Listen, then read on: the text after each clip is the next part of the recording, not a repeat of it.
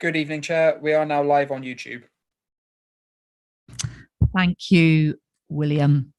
Welcome to members, officers and registered speakers to this Planning Control Committee, and it's great to be back in the chamber for the first time for over a year.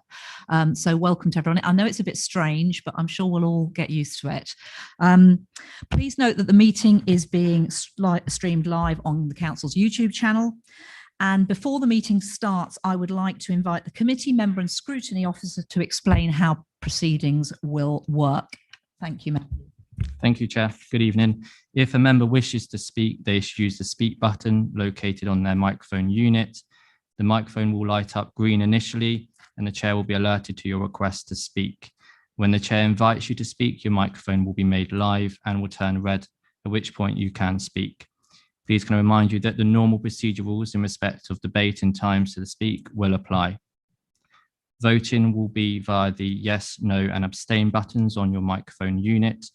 Details of how members voted will be shown on the screens around the room, and the result will be visible on the YouTube stream. In the event of a tied vote, the Chair will have the casting vote. We do ask that members and officers wear their masks when standing or moving around the room or building, and masks can be removed while seated. Exit and entry to the room and the building will be guided by marshals, and exit will be via the fire exit. Are there any questions before we start the meeting? No, thank you, Chair. Thank you. So let's move to item 1. We have apologies for absence. Councillor Hewson, Councillor Mantle is subbing for Councillor Hewson, and Councillor Bishop, apologies, and Councillor Michael Muir is subbing for him. Item 2, to take as read and approve as a true record the minutes of the meeting of the committee held on the 12th of April and the 14th of April 2021.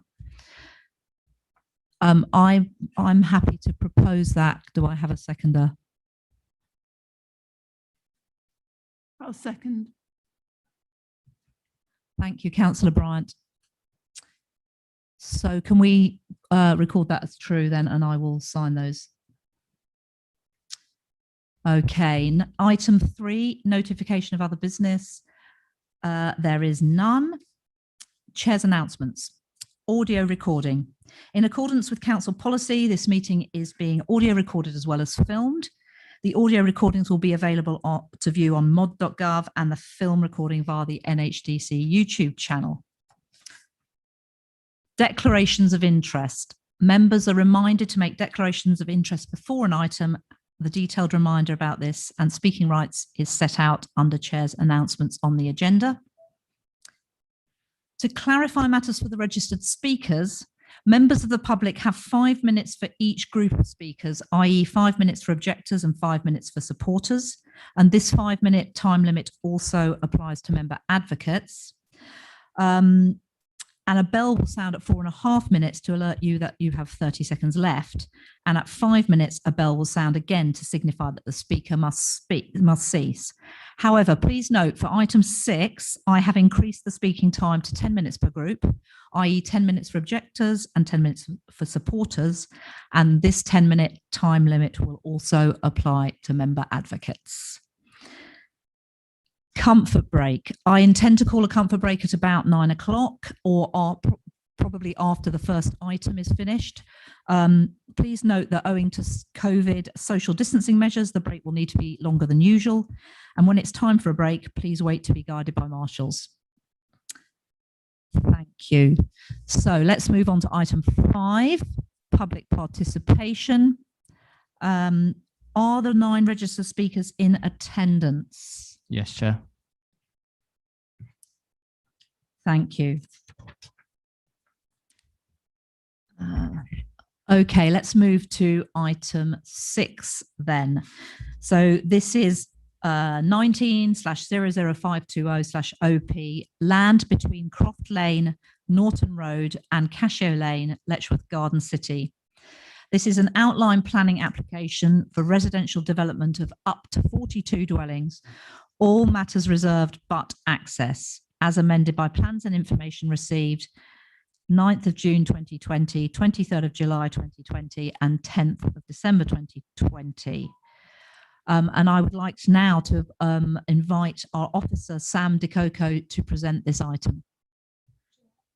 Yeah. Oh, sorry. Thank you, Councillor Muir. Thank you. I'm a county councillor. I've had no input at county on this application. It doesn't come in front of the Development Control Committee at county, and I've had no input to the sale of land. In fact, I don't even know whether it's been sold. So I have spoken to our solicitor beforehand, and she says I can stay and take part in the debate and vote. Thank you very much for confirming that. Is there anyone else who wishes to speak before we move on to our presentation? No. Okay, in which case I will invite Sam DeCoco to present the report. Thank you. Thank you, Chair. My name is Sam DeCoco. I'm a Senior Strategic Sites Officer at North Hertfordshire District Council. If I could ask for the next slide, please.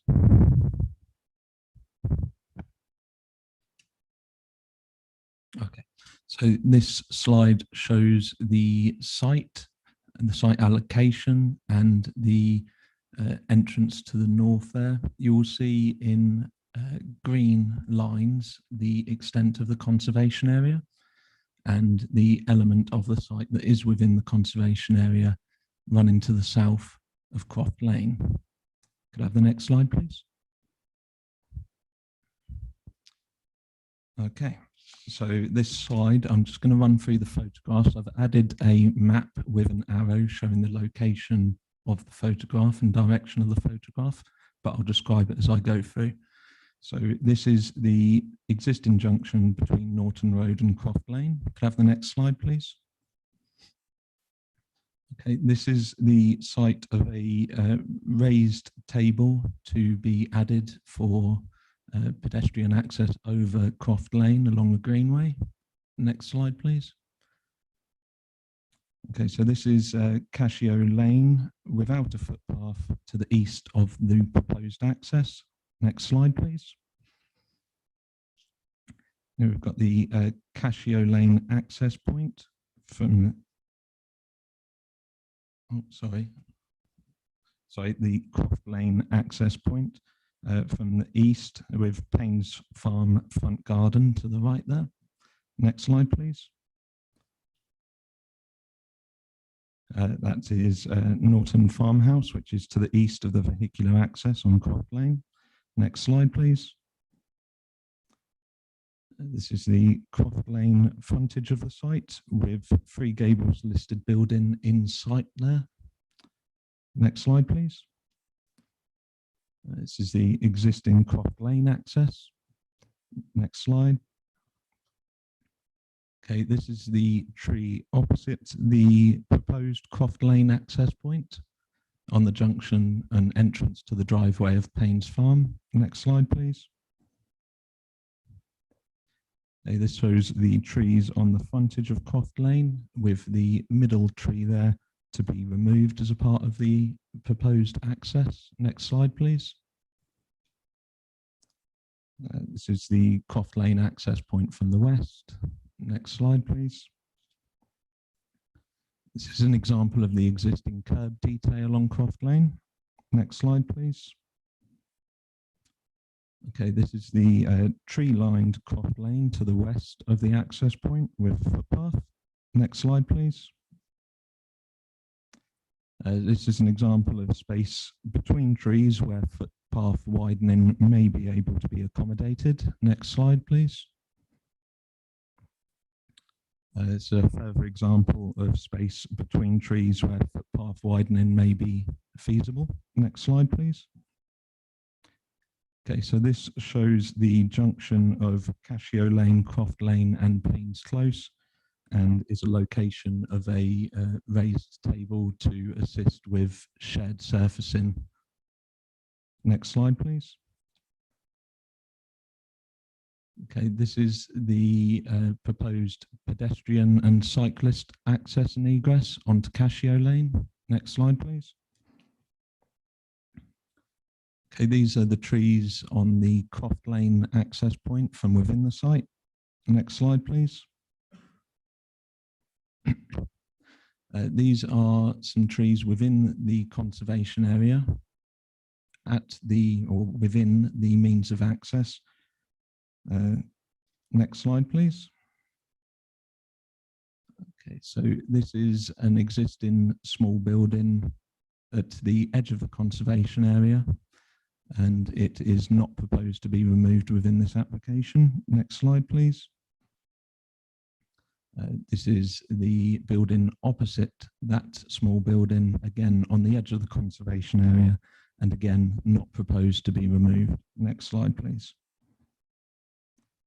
Okay, this is the Croft Lane access point from within the site. Next slide, please.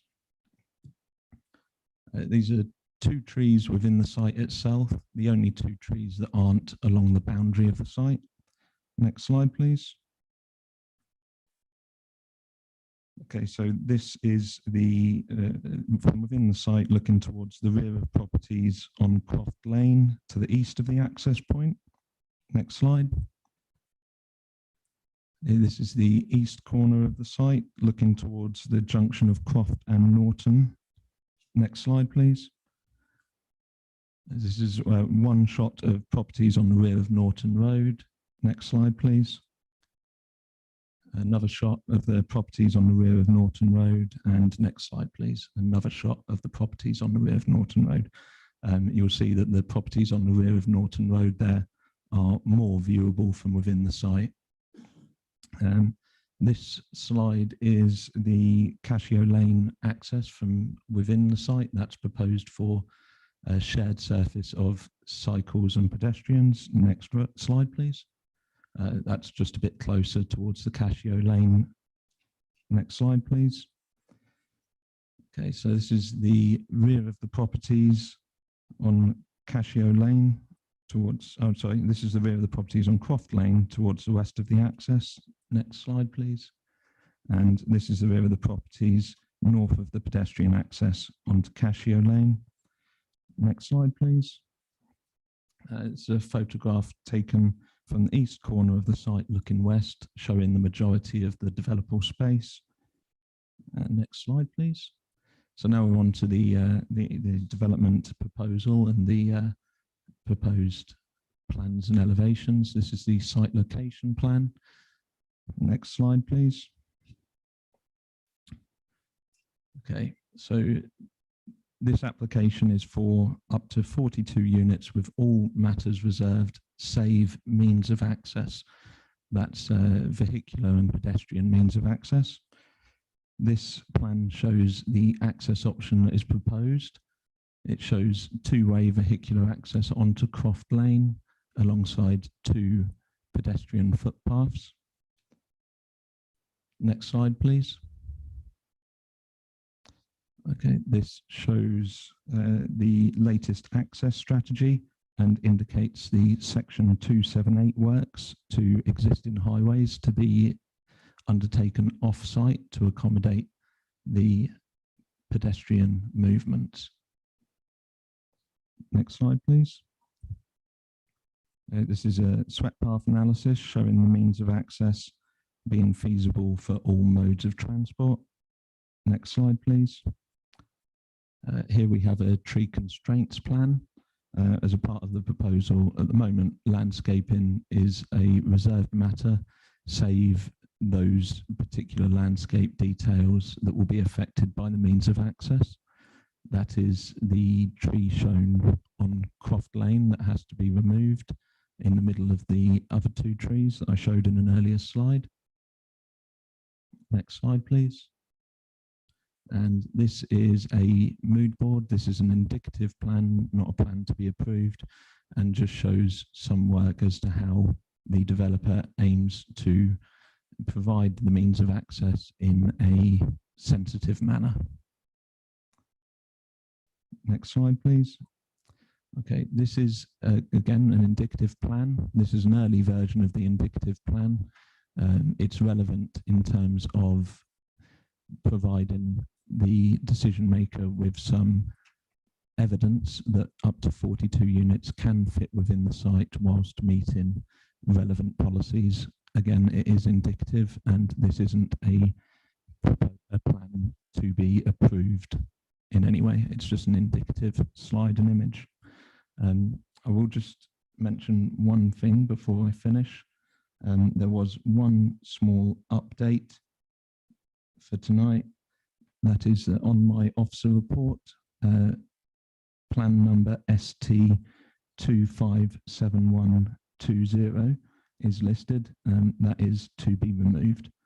It's a superseded plan and is not required to be approved. That ends my presentation. Thank you, Sam. Do members have any questions for our officer? Councillor Levitt. Thank you, Chair. Could you just tell me the site area? I couldn't see it in the report or any of the plans. Would you like to address that, Sam? Yeah, thank you, Chair. I'll have to find the application form and I'll get back to you with that as quickly as I can. Thank you very much. Are there any other questions while Sam finds that?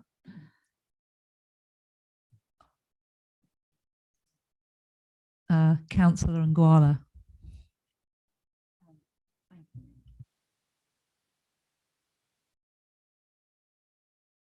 Sorry, thank you. Okay. So I wanted to ask about access, and I'm referring to 4.2.19 in your report, where it's noted that the site allocation LG10 does not include any land or dwellings addressing Norton Road. The site allocation in the ELP has not been tested in terms of financial viability against any requirement to purchase additional land to accommodate an access onto Norton Road. So I understand that to mean that when the site was allocated as LG10, it didn't look at the possibility of land on Norton Road as a means of access to the land. And I wondered why that can't be done retrospectively. Sam, are you able to address that? Of course. So first of all, the site area is 3.7 hectares, just answering the earlier question.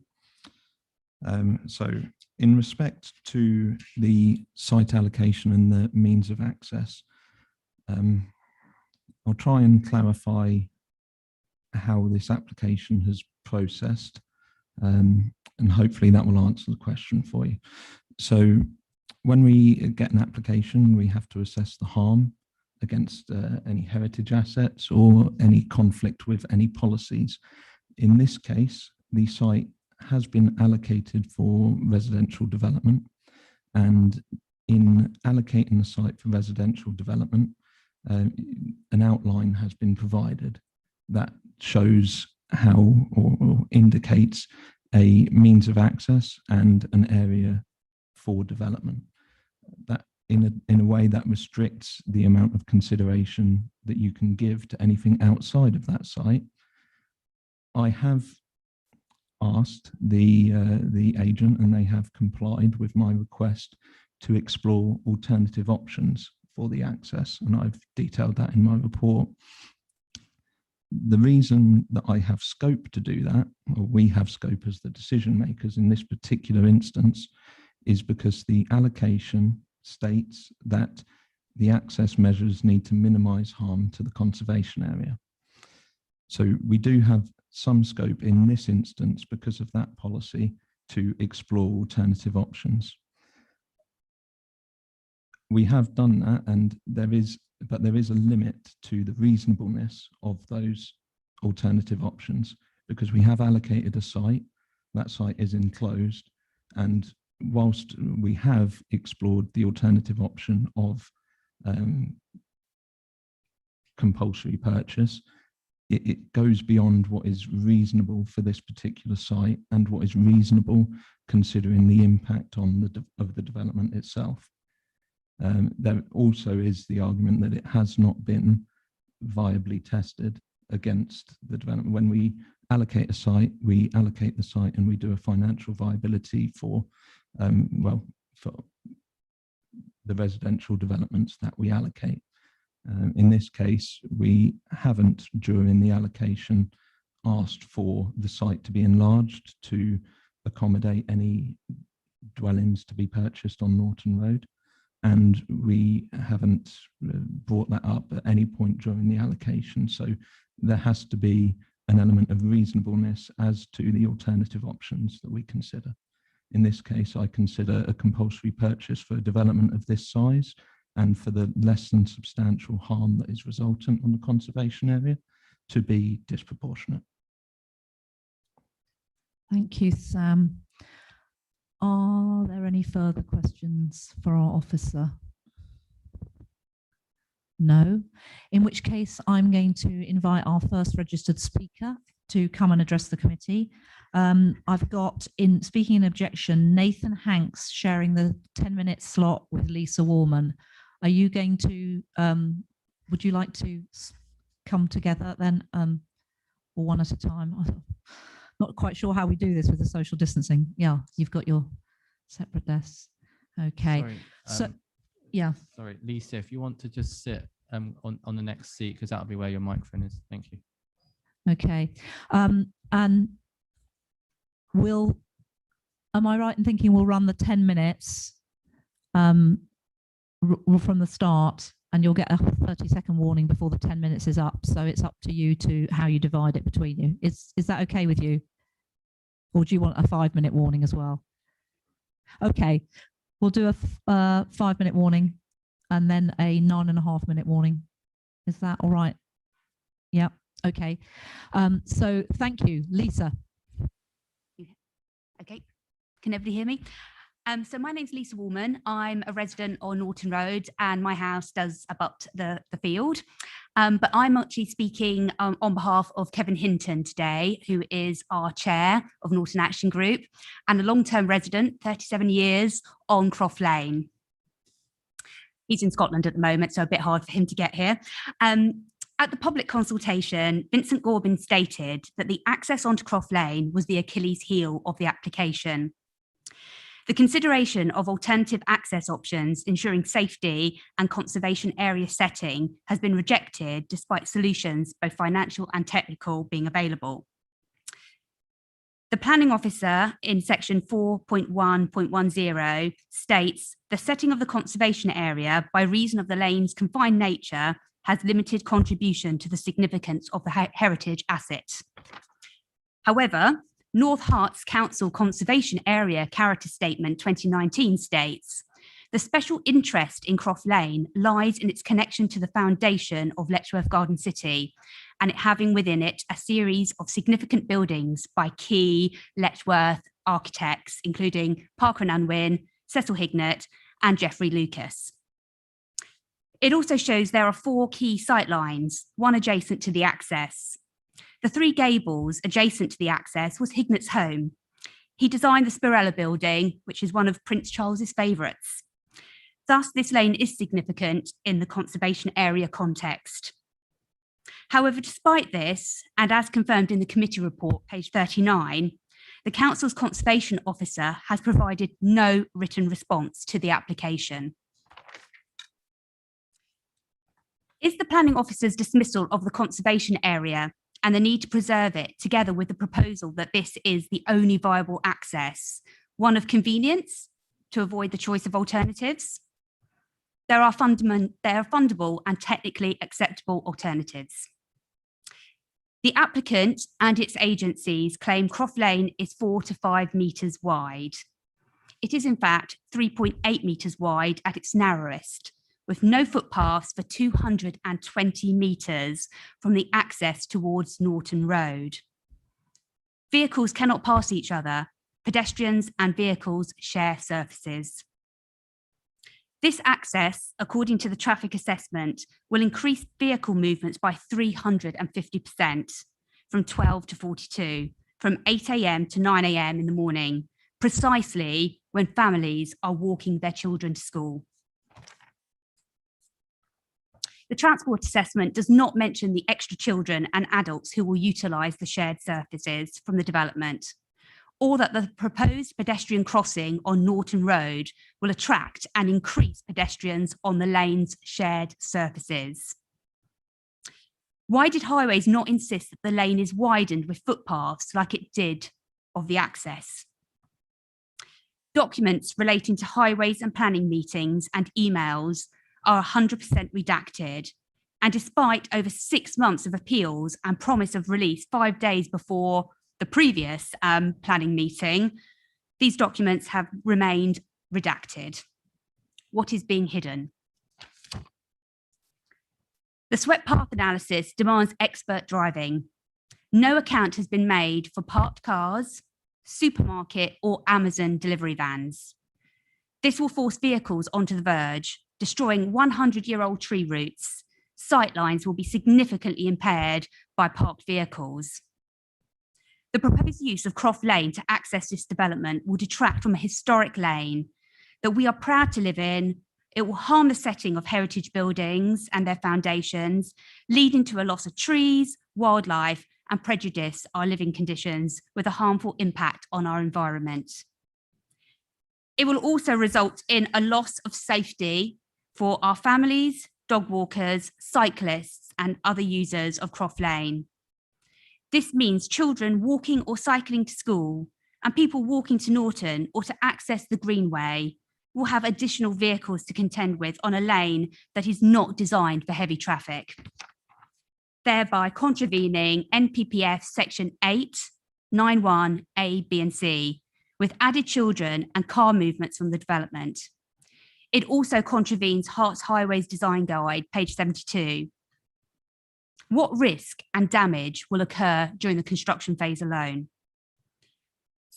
There's also been no consultee response to the ecology report and the confirmation of excess mowing and the impact on biodiversity and habitat.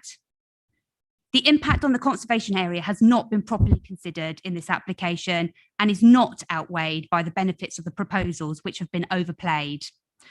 I therefore urge you to refuse the application on highways grounds and on conservation, environmental and heritage impacts.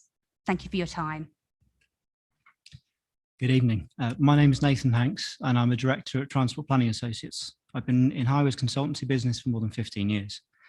Croft Lane to the east of the proposed access is substandard in width, according to HCC's own guidance, and has no footways. Thus, it's unsuitable for intensification of use, as that would lead to increased probability of conflicts between vehicles and pedestrians. The section of Croft Lane in question is not sufficient in width for two-way traffic, requiring passing vehicles to mount the grass verges, reverse long distances, or drive illegally into private accesses. These activities would all occur on a road where there is no safe space for pedestrians. The proposals will more than double the amount of traffic using Croft Lane east of the site in the morning peak, which is the busiest time of day for pedestrian usage when school children will be walking to Norton St Nicholas School. While the site has a second access point for pedestrians, the Croft Lane access is by far the most likely to be used for pedestrian access to the nearest school. Access to the school via Cashier Lane would almost double the walking distance when measured from the centre of the site. Turning to Highways Design Guidance, Hertfordshire's Highway Design Guidance, titled Roads in Hertfordshire, provides details of the minimum road and widths required by the County Council in order to support a certain number of dwellings. Croft Lane, with the introduction of 42 new dwellings, would support over 100 in total. The guidance states that a road providing access for up to 100 dwellings should be a minimum of 4.8 metres in width, and roads serving between 100 and 300 dwellings should be a minimum of 5.5 metres wide. These widths exclude footways. Croft Lane is therefore clearly substandard at only 3.8 to 4 metres in width to the east of the site. Within their first consultation response to this application, HCC Highways objected to the proposals, referring to the need to provide 5.5 metre wide roads and 2 metre wide footways. This objection has now been lifted with no explanation as to why it is now considered acceptable by HCC for Croft Lane to remain as a substandard shared surface. No analysis has been provided of existing or proposed pedestrian usage of Croft Lane, let alone the proportion of those being children, the elderly or disabled. In the simplest of terms, the proposals do not provide safe access to local amenities and thus fail to meet the requirements of policy T1 of the emerging local plan. The next matter I'd like to deal with is consistency of approach, or rather inconsistency, by Hertfordshire Highways. A current planning application at Netherfield Lane in Stansted Abbots has striking similarities to the application before you today, and where HCC are the highway authority, yet their approach has been very different. While the proposals in Stansted Abbots would actually reduce vehicular traffic on Netherfield Lane, due to the fact that the development proposal replaces light industrial units, HCC have insisted that the whole lane is widened 5.5 metres and 2-metre footways are provided. Without that improvement, they advised the application should be refused, as I quote, "The proposed development does not adequately provide off-site facilities for pedestrians, people with disabilities to link with the existing provision and local services. This is contrary to paragraph 110 of the NPPF and Local Transport Plan Policy 4 and 5B. HCC highways are acting entirely inconsistently and ignoring the lack of footway and substandard road width on Croft Lane.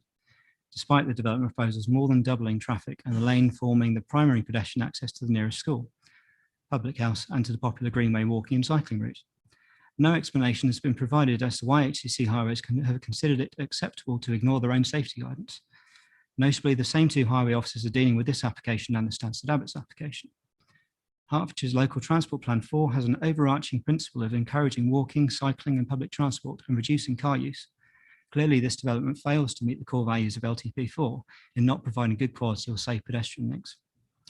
With regard to the Planning Committee report, paragraph 4.2.20 of your committee report states that the use of Casio Lane as exclusive two-way vehicular access and egress has been ruled out as the width of the access is insufficient to meet the technical standards set by LTP4. I ask you therefore to consider how it can be that the use of Croft Lane, which does not meet the standards set in LTP4, is acceptable when that is the precise reason access onto Casio Lane has been ruled out. Approval of this application would set a dangerous precedent, essentially that the road safety, and in particular that of pedestrians and vulnerable users, such as children and disabled persons, can be ignored, with no analysis on the matter provided by the applicant and no comment from Highways. I consider there's clear potential for any approval of this application to be the subject of judicial review on multiple grounds, including lack of consideration of the needs of disabled persons, vulnerable road users. That's your 10 minutes. Okay, I'll finish there. Thank you. Thank you very much. Thank you to our speakers. Do members have any questions for our speakers?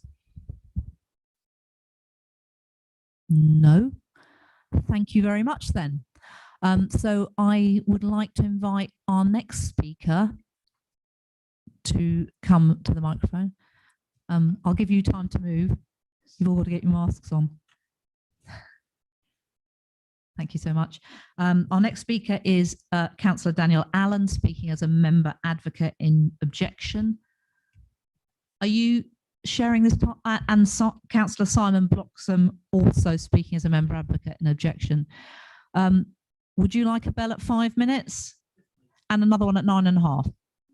Okay, thank you very much. Over to you then. Thank you very much.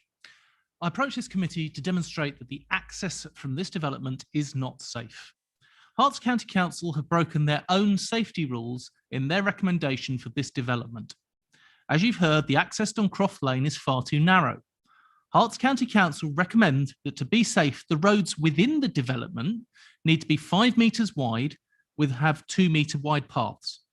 But as we've heard, Croft Lane is only 3.8 metres wide at some points with no paths. How is this safe? It isn't. There is little to no safety for pedestrians at the moment, let alone with an increased footfall, not only from the 42 new homes, but also from the likely increase in footfall through Croft Lane from the Grange, as people will be enticed by the promised new safe crossing on Norton Road to access Norton St Nicholas School and to access working on the industrial estate. The width of the road has previously proven to be a problem for emergency services. When a fire occurred in Croft Lane in the early 2000s, the tender was unable to access the property as it couldn't get past a parked car in the lane. The tender had to reverse down Croft Lane, along Norton Road and up Casio Lane, causing a significant increase in the time it took them to attend the fire. When an ambulance was called to the top of Casio Lane in the mid-2000s, it blocked the road for over an hour as it worked on the patient within the ambulance. During this time, cars were mounting verges and the final small section of pathway that is available at that point. Luckily, the gentleman was fine. With the proposed access, these problems will get worse, with significant increases in large vehicles from delivery companies. My constituents in Norton and the Grange have been fighting this access for over 3 years now. They've employed a planning expert who you've heard from and spoken with a QC. They're well organised, well funded, and are asking the necessary questions without receiving the answers. Herts County Council want to sell the land to a developer. Most of the complainants understand that a development of this land is going to happen at some point, but the attitude of the County Council has been appalling. They have refused freedom of information requests, avoided questions, and then after promising responses, broken their promises, And I personally feel their lack of presence here tonight speaks volumes. Why do they want so desperately to damage this section of Letchworth conservation heritage? Sam DeCoco said earlier, we must assess harm against heritage and conflict of policies. The proposed access is recorded as option 7A. What were the other options? And why don't they want us to know the full details of the research? Recently, we allowed the development of Century Grove in Hitchin by Carla Holmes. Access to that site was along Lucas Lane and caused daily accidents during the development process due to large construction vehicles using a small lane. We're yet to see a traffic management plan to explain the safety of the construction traffic. How can we approve this access without it? The biggest concern for me is the access to the development that has a pedestrian footpath. Croft Lane doesn't, and that's why it does look so dodgy.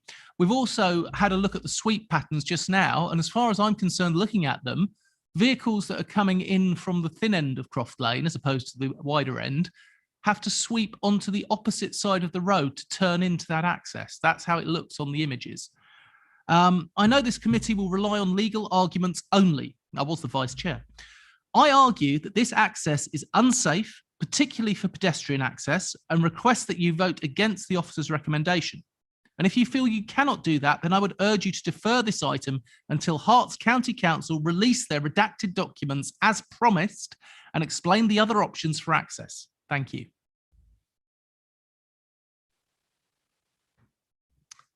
Thank you, Chair. Thank you for giving me the opportunity to speak as well in companionship, really, for, if nothing else, with my fellow councillor for that area. My name is Simon Bloxham.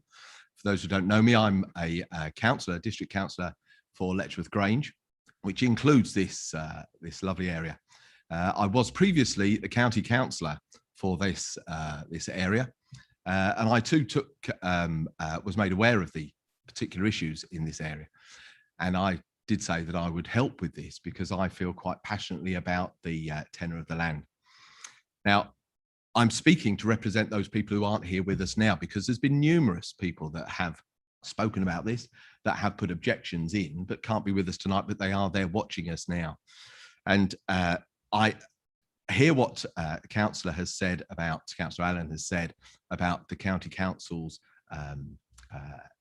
inability to provide information on this. Well, I can provide some information on how the previous leader of the council, the County Council, and the executive member that had responsibility for the land and the potential sale of the land, how they felt about this when I spoke to them and brought this issue to their attention, because they were not aware at this stage of the issues that are being raised now, that you're listening to, that you're hearing now.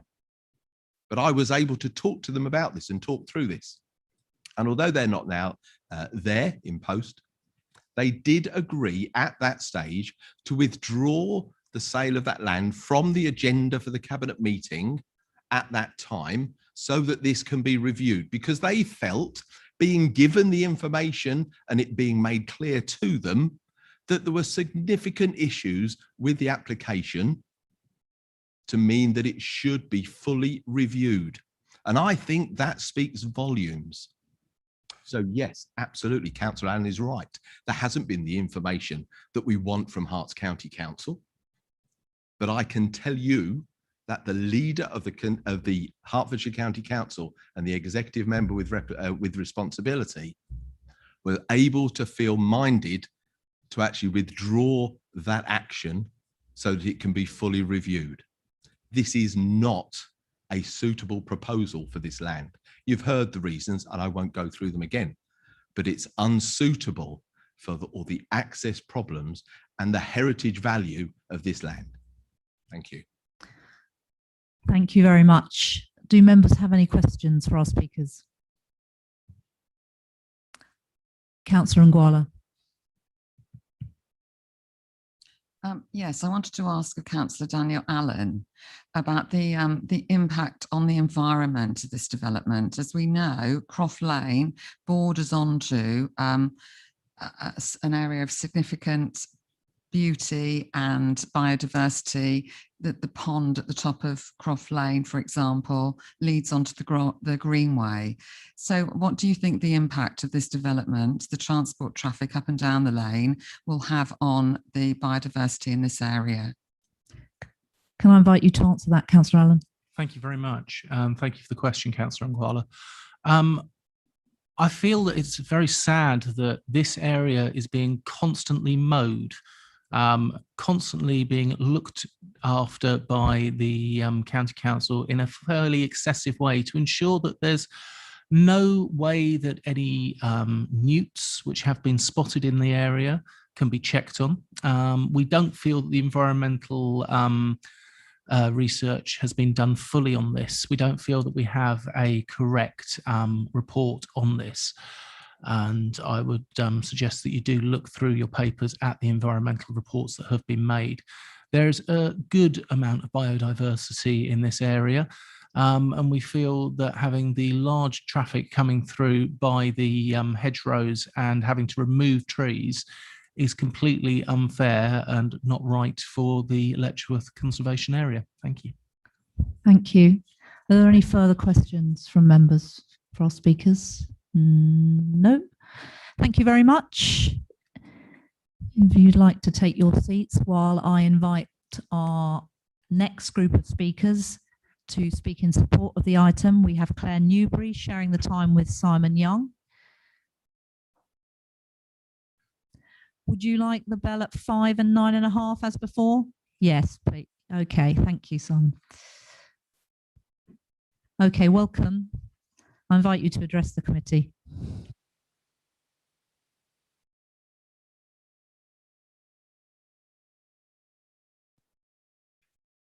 Good evening. Thank you for allowing me to speak this evening. My name is Claire Newbury. I work for Vincent & Gorbing. I'm the planning advisors to HCC Property.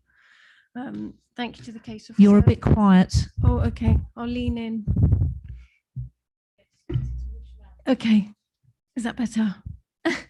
Thank you to the case officer for a comprehensive report and presentation. I'm sharing my speaking time with Simon Young of Stonewall, who will address access, design and highways considerations. I'd like to make the following points. The site was allocated for residential development within the emerging local plan, which is close to adoption.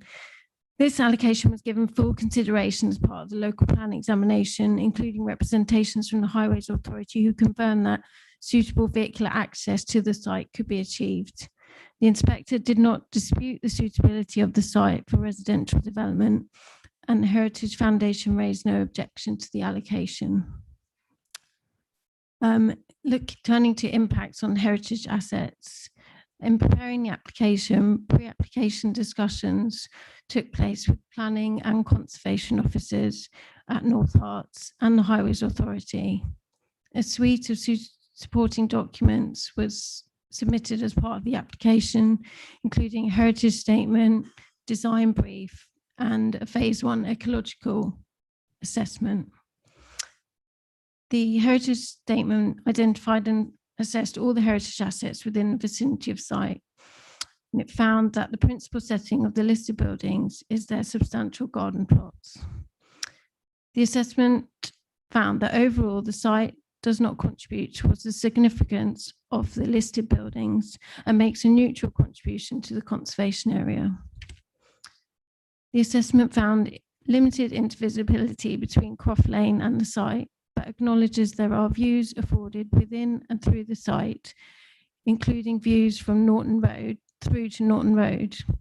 This reflects the suburban pattern of built development within the surrounding area, and the proposals will fit within this in accordance with Policy 21 and the LGC design principles. The illustrative scheme provides low density layout at 11 dwellings per hectare, set in generous plots, deep front gardens and tree-lined streets, reflecting the surrounding pattern of development. The access of Croft Lane will be framed within a landscape setting, maintaining the open, undeveloped gap along Croft Lane. CGMS, in their heritage statement, concluded that the illustrative layout will result in no harm to the significance of the listed buildings or conservation area.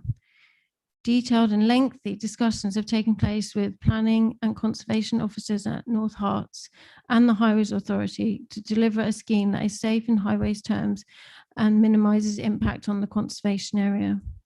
As Sam has shown, a mood board has been submitted which gives examples of how the detailed design of the access will deliver and reflect the character and appearance of the conservation area. And this will be subject to further approvals under condition 18 of this planning permission. A design brief was submitted with the application to guide the detailed design of the scheme in accordance with the Garden City principles and relevant planning policies. This will guide the subsequent reserve matters application. It is noted that the case officer, in consultation with the conservation officer, concludes that the scheme, specifically the access onto Croft Lane, will result in the lower end of less than substantial harm to the conservation area.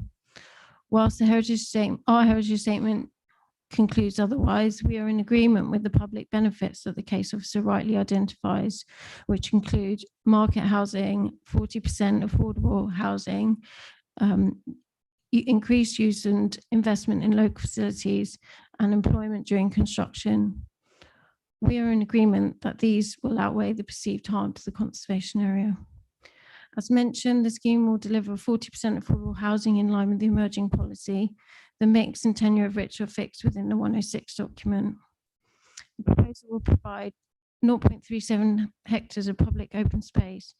This is 3 times the amount required to support the number of units when measured against the Fields and Trust guidance. This open space will be informal area for leisure and recreation, which will be open to all residents in the locality and also provide opportunities for net gains in biodiversity. A comprehensive package of planning contributions and other off-site works will be proposed, which will provide additional benefits to the local community. Thank you, Claire. Good evening. My name is Simon Young. I'm a transport planning consultant for Stonewall to prepare the transport assessment for the proposed development. I have a good knowledge of the site and highway network, having visited on several occasions at peak and off-peak times. I also worked for 15 years at North Hertfordshire District Council, including helping prepare the first Letchworth and Baldock Urban Transport Plan. Site access options were discussed with the Highway Authority in 2017. Access via both Cashew Lane and Croft Lane were considered. It was agreed with HCC that the Cashew Lane access was more constrained physically, the Croft Lane access was constrained by the conservation area and no footway east of the site. On balance, the Croft Lane access was preferred for vehicle access, and Cashew Lane access for pedestrians and cycles, and the scale of development is low density, so impact would be minimal. Traffic survey data for Croft Lane indicated that it is lightly trafficked, approximately 1 vehicle every 2 minutes in the AM peak and 1 every 1.5 minutes in the PM peak, and speeds are below 30 miles per hour. Accident data from HCC shows no personal injury accidents recorded on Croft Lane or Cashew Lane between January 2016 and December 2020. We prepared a design which located an access on the east side of the Croft Lane frontage, the Cashew Lane access being for pedestrians and cyclists only. A new footway was shown along the south side of Croft Lane from the site to Norton Road with some localised road widening. HCC advised that this approach to Croft Lane would not be compliant with local Transport Plan 4 policy. More was required to promote access by sustainable modes via using a shared surface in a low-speed environment on Croft Lane. An amended design introduced speed tables at the site access, Croft Lane junction with Cashew Lane, and at the Greenway access, along with a signing strategy to manage traffic speeds. Options for rumble strips on Croft Lane were removed because HCC advised they were not considered necessary.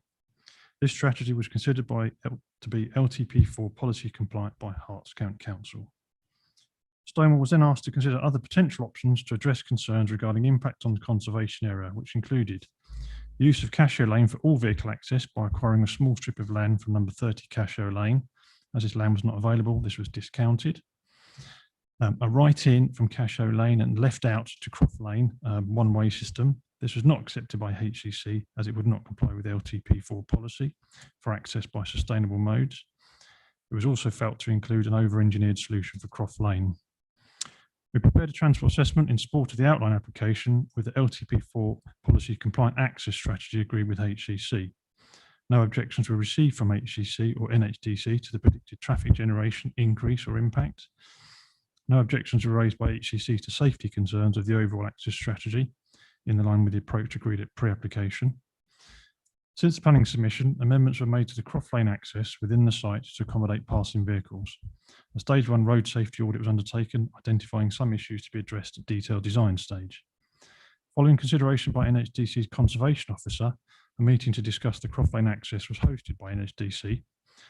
It was agreed that the position of the access on Croft Lane would be reviewed due to concerns regarding impact on the setting of number 18 Croft Lane.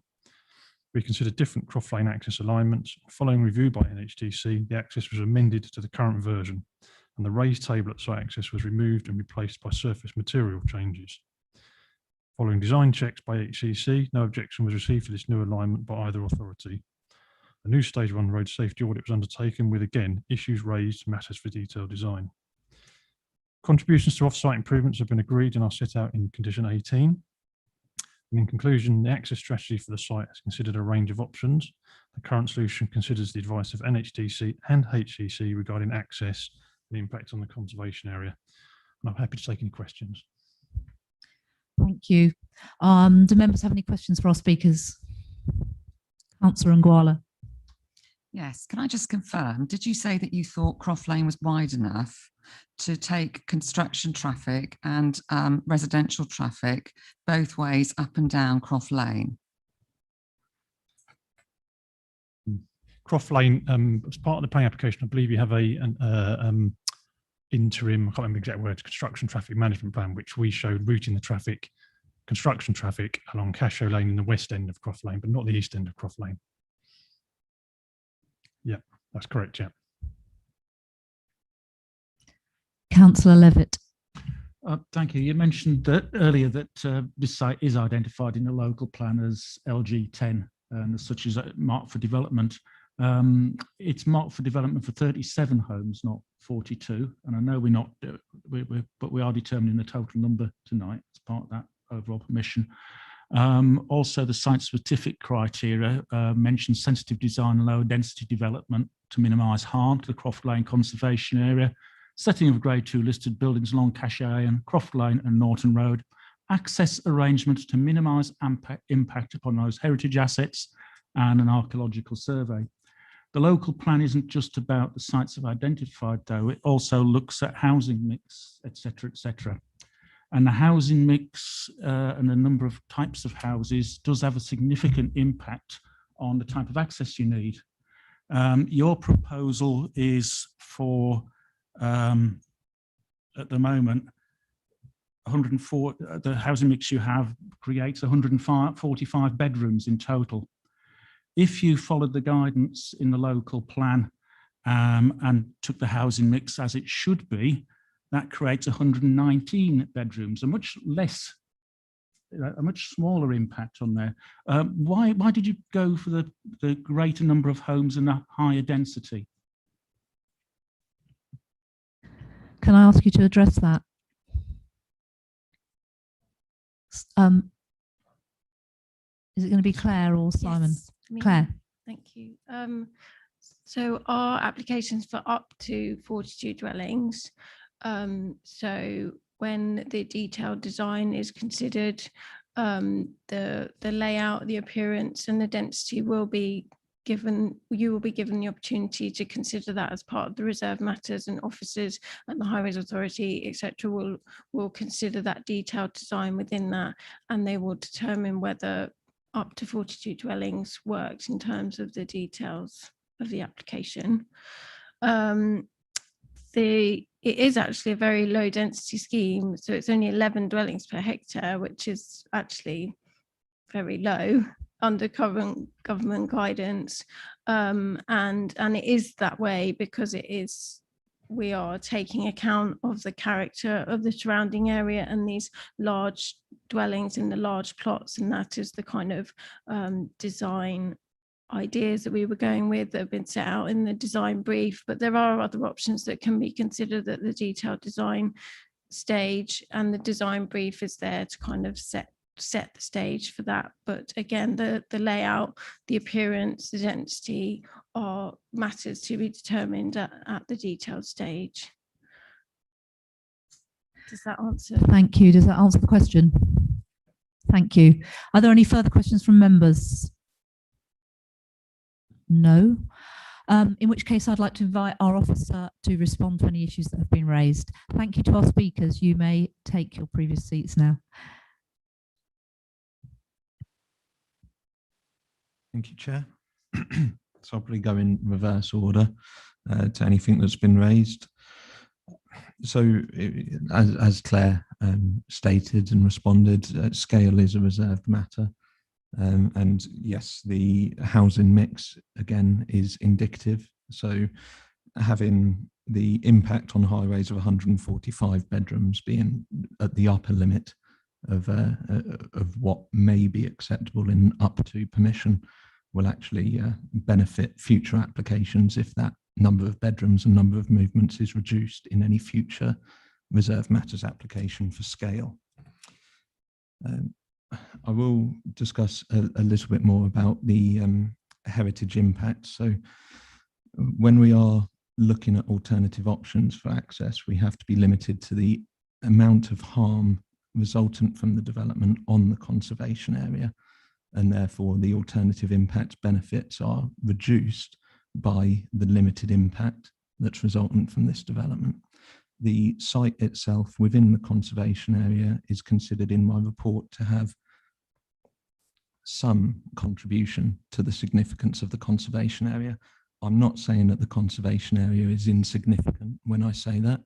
I'm saying that that particular part of the conservation area has limited significance because it doesn't have a building that harks back to the development of Letchworth Garden City. It doesn't contain a listed building. It contains a few trees at the moment, and it's going to remain open largely with some vehicular access over it in a well-designed access with suitable finishes and treatments.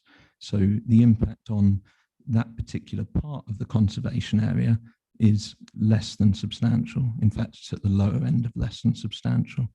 That's considering its value as a part of the conservation area, not the value of the conservation area as a whole, and the impact it would have on the setting of listed buildings which adjoin at either side and are opposite it. In terms of highways, yes, highways aren't here today. They do apologise. The officer is on annual leave. They were present at the previous committee, so they aren't running scared. They just aren't available this evening. They were available at the last committee when this was initially presented, and they were going to discuss the matters that have been raised today. I believe Simon has actually covered the majority of the matters that were raised in any case. So again, in terms of the alternative options that have been explored, we have explored alternative options to the extent that we can with the limited policy reasons for exploring alternative options and in the context of the amount of harm resultant from the access itself. I think that just about covers everything I want to raise. Thank you, Chair. Thank you. So I think we will now move to the debate. Who would like to speak?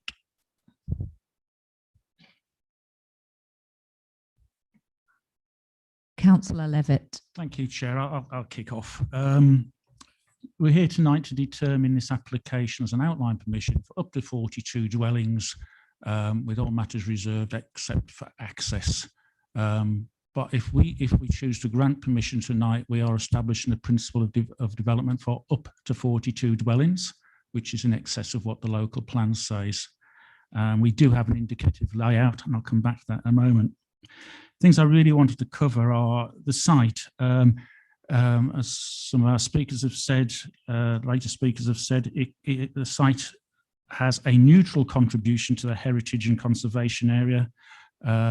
Our officer said a limited significance, so there is a little bit there.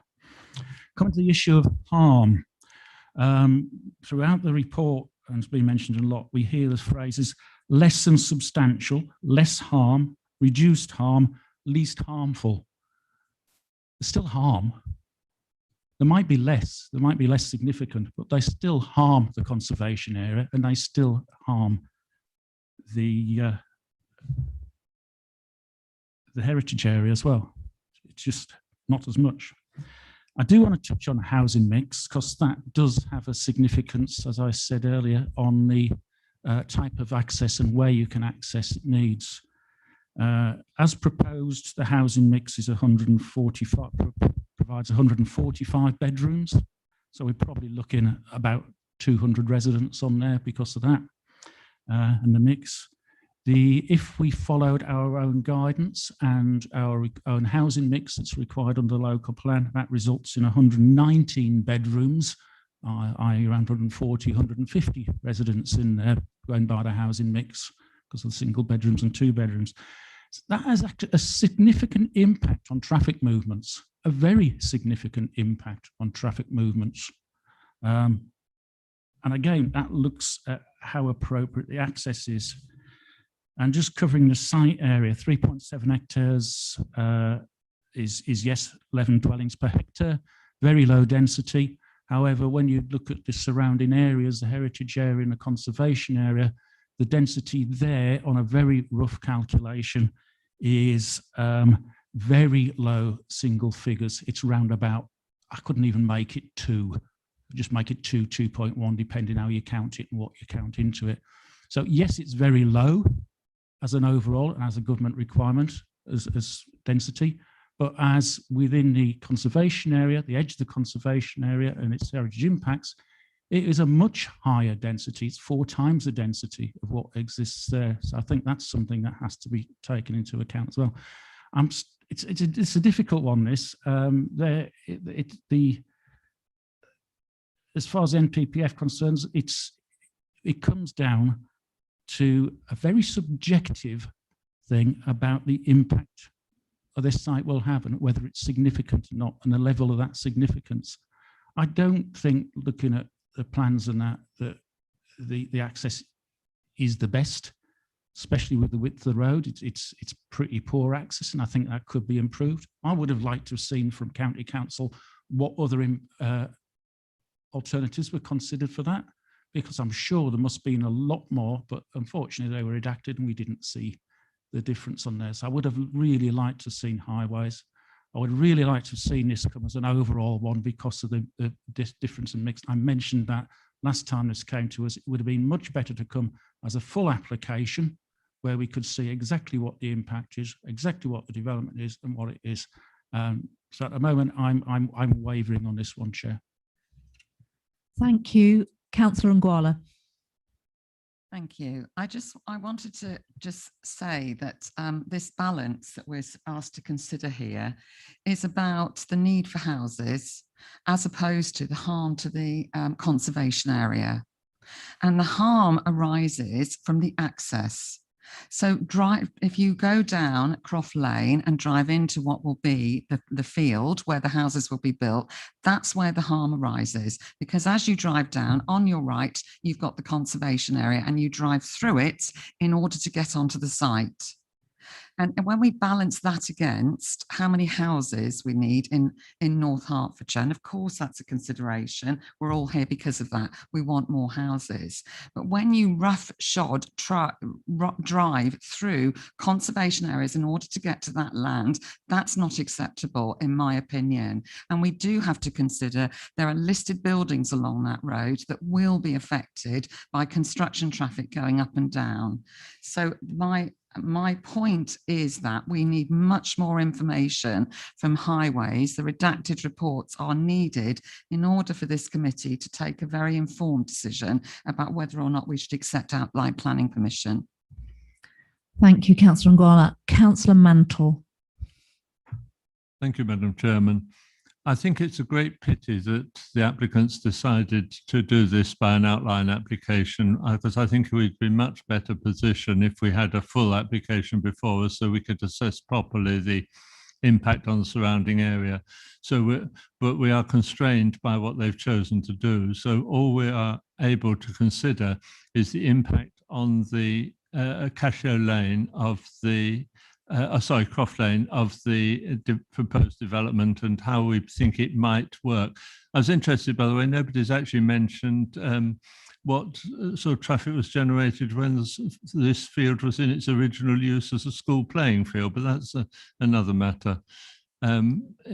and it's also, we were promised, the County Council did say it would never be developed. Yes, well, we believe that, don't we? My concern remains the eastern end of Croft Lane and the impact on the environment of that road.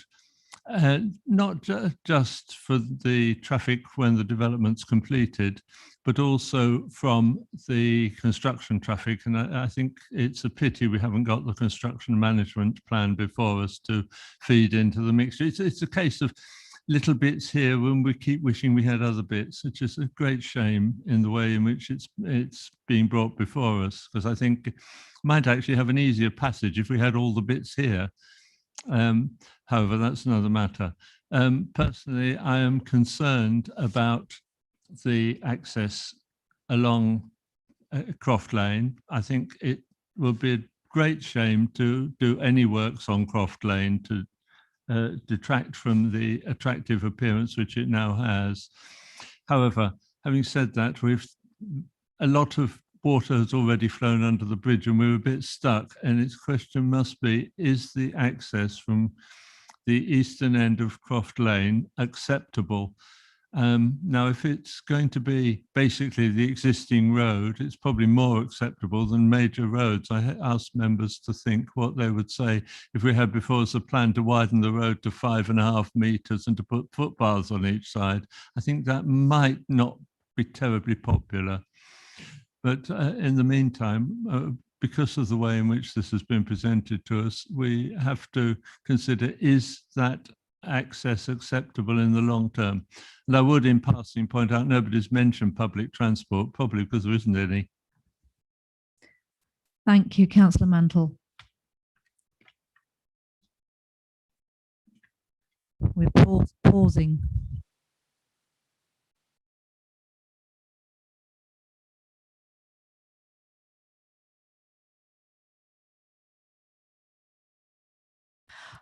So the next speaker I've got who's requested to speak is Councillor Derbyshire. However, I have been informed by our officers that you registered to speak in objection to this application at a previous planning meeting as a member advocate, and therefore you've predetermined your position. And so I'm sorry you are not allowed to take part in the debate or vote. Thank you. So I will... excuse me, Madam Chair. Yeah. Am I allowed to remain in the room for the debate and the vote? I need to take advice on that. Yeah, what would ordinarily happen is you'd exercise your councillor speaking rights, speak on the item, and then move to the public arena. Obviously, this has come to our attention a bit late. I'm not sure what the process is now because we've already started the debate. So the only thing I can suggest is that you speak as a member of the public, exercise your councillor speaking right, which is separate to the ward councillor speaking on objection, and then go to the public arena, or actually leave the, we're in the, I forget, we're in the council chamber, so you can leave the room for the rest of that debate and the vote. So he can speak as a councillor first and then leave. He can exercise his councillor speaking right. Okay, all right, in which case I shall invite Councillor Derbyshire to exercise his speaking right. Thank you, Madam Chair. I concur with what my colleagues have said already tonight. In my opinion, this whether this application will be granted or refused solely, in my opinion, relates to the highways access. I believe that Croft Lane is a far too narrow road to accommodate the volume of traffic, especially given that the access route from the east side from the access point to the junction of Norton Road will be the sole part with no public footpath, and which is the part of the road that is quite widely used, not only by the residents of this new site and the residents of Croft Lane, but the residents of the Grange Estate and Letchworth East Ward, because people forget that children from Letchworth East Ward come onto the Grange Estate for school and vice versa going on to Norton St Nicholas. So personally, I would like to have taken part in the debate tonight, but those are my views, so I will move to the public. Thank you, Councillor Derbyshire. Can I invite Councillor Mike Rice to speak? Thank you, Madam Chairman. I think, like my colleagues, I'm very concerned about the access of Croft Lane. I fully support the development of the site. It is a site that will take 42 dwellings, although in the local plan it's been listed for less. But I'm afraid I cannot support it with the access being off Croft Lane. Anybody that knows that area knows that it's just impossible to take, first of all, the construction traffic two-way, and then it's going to be a problem for not only the houses on Croft Lane, but the residents of the new estate coming out onto Croft Lane. And as has already been mentioned, there is a lot of movement of children from the Grange estate going down to the school in Norton, and also coming the other way. And Croft Lane is used first thing in the morning quite a lot. On that basis, I think it's really up to HCC to come back with an alternative. As it stands at the moment, I'm sorry, I cannot support it, Madam Chairman. Thank you, Councillor Rice. Councillor Nguala. Thank you. I just wanted to add one final point, is that so we've talked about the access to schools, and we do have the Norton Primary School just around the corner, and the busyness of the traffic along Norton Road leading down to the school and past the top of Croft Lane is always busy, and we're always looking at the moment for ways of managing the volume of traffic. So if at some point there's more traffic to add to that, I think that would be something we need to consider now. And the second thing is to consider is that there's another application that has been before. It's an outline planning application that has been approved, and that's on the land almost adjacent to this land. Now, the access to that is from Cascio Lane, but again, we've got another development that will go alongside this one, which will create more traffic. So that needs to be considered as well. Thank you, Councillor Nguala. Councillor Hunter. Thank you, Chairman. Yes, we had quite a long debate at our other meeting over this issue, and it kept coming back to highways. I must admit, I'm disappointed. It's regrettable that highways can't be with us this evening for the simple reason they could answer a lot of the questions that we're actually fielding this evening. Within the report, it states that highways find it now policy compliant. Now, it would have been useful for somebody to be here from highways to explain how they arrived at that conclusion, because we're looking at it from the outside. And if we actually kick this application into touch and decide that we aren't going to grant, we then have to defend the highways issue with the principal highways authority actually saying it is compliant. So that's very difficult and something that we probably would lose out on.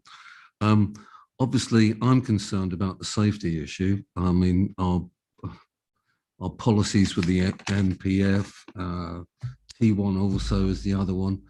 It shouldn't impact highway safety.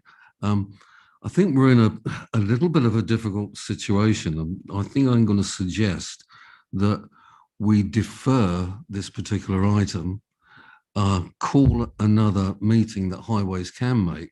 And I know we're having a lot of meetings in the diary as far as planning is concerned, but if we squeeze another item, one item committee meeting, whereby highways can be here and put our minds at rest, because questions have been raised about, oh, it's only 3.8 meters, it should be 5.5, the footways should be 2 meters wide. Now, there's a reason that highways have turned around and actually worked with the developer, worked with our officers, even worked with our conservation officer, who's actually turned around and said this less than substantial harm as far as the area is concerned.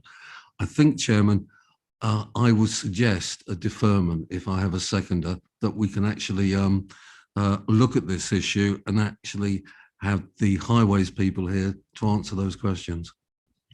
Thank you, Councillor Hunter. So we have a proposal to defer. Councillor Tyson, did you want to speak or not? I didn't really have anything to add to what Councillor Hunter's just said, actually. Would you like to second that motion then? I'd like to reflect on that for a moment. Okay. In which case, do I have a seconder for the proposal to defer? Councillor Tyler, thank you. I've got several other people waiting to speak. So Councillor Muir. Thank you, Madam Chair. I've waited until I've listened to most people. I visited the site. I do know the site, being lecturers orientated for 50 odd years. I honestly have come to the opinion of listening and reading everything that we should refuse this. I think we are probably on a sticky ground refusing when highways have said it's all right, because if they go to appeal, we could have costs against us. But I feel that we need to take that chance and refuse this on highways grounds and safety. Thank you. Thank you, Councillor Muir. Councillor Levitt. Thank you, Chair. I'd rather we didn't defer. I'd rather we determined something, I think, on this one, because we put it off last time when we were, how shall I say, bombarded with a huge amount of changes at the very last minute, and we deferred it then for more. And they were all highways grounds, oddly enough. And some of those questions that we deferred it for, I don't think have been addressed in the report. However, we can't put a proposal to refuse at the moment because we've already got one proposal on the table at the moment, which is to defer. So I think I'll wait and see how the vote on that goes first, Chairman. I think we'd be better off determining it one way or another, but I'll go along with the majority. Okay, thank you, Councillor Levitt. Councillor Ngwala. Yes, I'd like to second Councillor Muir's proposal that we refuse the application tonight. Okay, yeah, so we've got two proposals. We've got one to defer, which came first, and we've got one to refuse. But before we go to vote, I want to take some advice from our officers on what they would suggest in terms of deferral and what would be the grounds for refusal.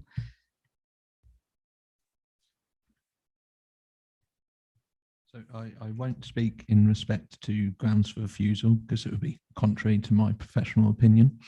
However, in terms of the deferral, highways can't be here today. I have discussed it with them on several meetings. I'm happy to invite them to a further meeting, but in terms of answering the questions that have been raised, I assume it's about the 3.8 metre width of Croft Lane to the east. And whilst highways do have their own standards for access, and their initial refusal reason was about the width of the access, that was the width of the access within the site itself, which was capable of accommodating 5.5 metres width. And it was changed to 5.5 metres width to overcome that technical objection from highways. The solution to the insufficient width was adding enhancements to the surfacing of Croft Lane to allow for a more formal shared surface than it is at the moment, i.e. the speed tables and the change in surfacing. So if highways were here, I would suggest that would be their answer to the question. In terms of a deferral, I'm happy to invite highways to come to a future meeting. Thank you. Can I invite Simon, do you want to make any further comment about grounds for refusal? Okay, Chair. I think it all depends on your specific reasons for refusal. If you were minded to refuse on highway safety grounds, whilst you're sort of deliberating whether or not you want to defer, waiting for questions from the county council, it's probably a safer option to defer, because you've still got the option to refuse planning permission on highway safety grounds if you're not satisfied with the answers that we can hopefully get for you if a highway authority attend the next meeting. And also, if you do refuse planning permission on highway safety grounds without having those questions answered in your minds, then you're sort of a little bit in the dark, aren't you? You're not really quite sure of your grounds, so you're not really making a brilliantly informed decision. So if you're minded to refuse planning permission on highway safety grounds, I would say that a deferral is probably your best option. If you're minded to refuse planning permission on conservation grounds and avoid the issue of highway safety, then there's no point in deferring it for waiting for highway advice, because they're not going to be able to advise on that matter. So that would be my sort of take on it. But if you wanted to do the two reasons, you're sort of you're in between there, aren't you? Because it'd be a bit difficult to defer it when you're minded to refuse it. But I think it's really down on whether or not you want to refuse it on conservation grounds or highway safety grounds. If it's highway safety grounds, I would advise a deferral. Okay, so this is a bit complicated, but I'm going to go back to the who proposed that we refuse. Was it Councillor Muir? Were you the first one? Could you say on what grounds you were proposing to refuse? On two grounds, as Simon has mentioned, highways issue and the conservation area, and the loss of substantial amount of trees within the area. Those two reasons I would think would be good enough. Okay, thank you. So we're going to then, it's just I want us to be informed about what might be our grounds for refusal before we decide on deferral. That's why I've wanted to check that. Otherwise, we don't really know what it's difficult to vote on deferral. So we have a motion to defer in order to be better informed about the highways issues, because we don't have enough information. I think that was proposed by Councillor Hunter, is that correct? And I had Councillor Tyler, did you seconded that? Yes, okay. So I would like us to go to the vote on deferral first, and if that's lost, we'll then go to the next one. Okay, thank you, Chair. If members could use their voting options in front of them to defer.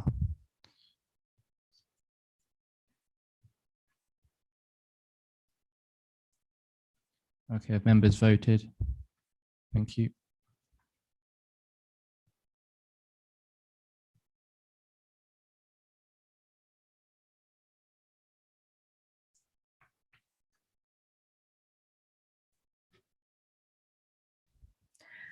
So that vote to defer is carried. So this will be deferred, and our officer will invite the highways to come to a meeting for us to be better informed.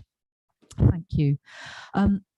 It is now nearly 9 o'clock, and we are going to take a comfort break before we move on to the final three items. I will ask our officer to guide us through the procedure for the break, because it's a little bit different with the social distancing. Okay, thank you, Chair. So we'll now be having a break. If you could stay seated, and we'll guide you. Marshals will come in and assist you if you want to go to the toilet, etc. Thank you.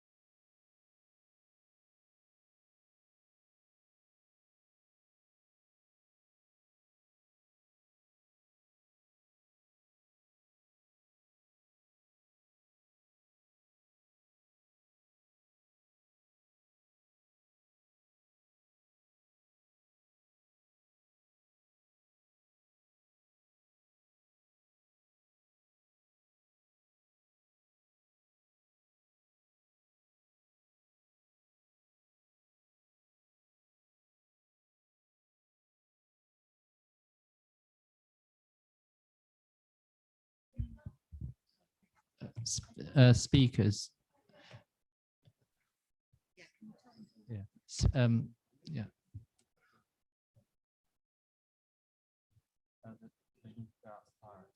Yes, I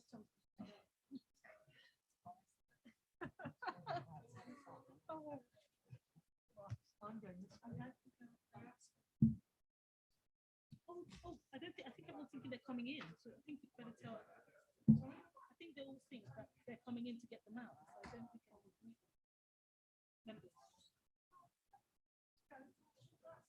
Oh, I don't think they realise.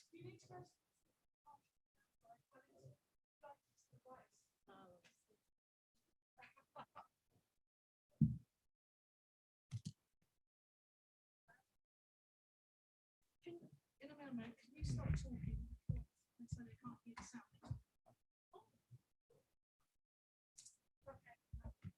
Oh, in fact, we can get them in, come back.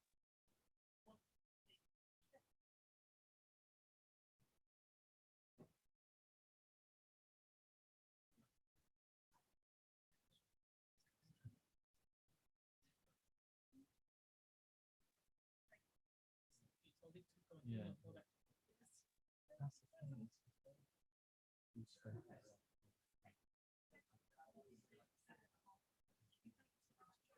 Yeah. Yeah. Yeah. Yeah. And also you forget which ones are new.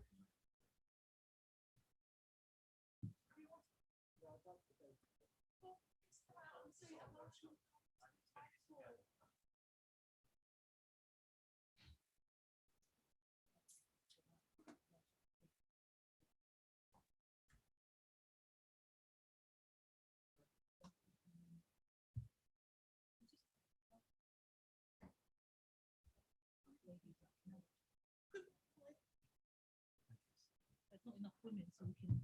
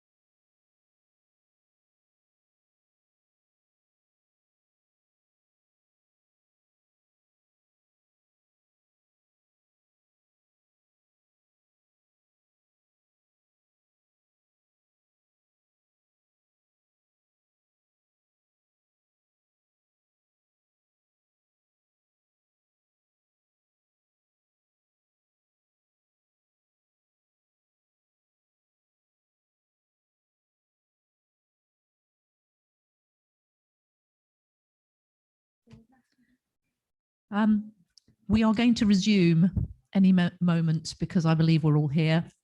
I'm just waiting for confirmation that we're back live, are we? Okay, that's great. So we'll move on to item 7, 21/00290/FP, Nebworth Estate, Nebworth Park, Old Nebworth. Temporary use of land for filmmaking with associated temporary set and supporting facilities, vehicles, access, parking and storage for 23 weeks alongside the removal of part of an existing bunt. Can I invite our officer, Sam De Coco, to present the item?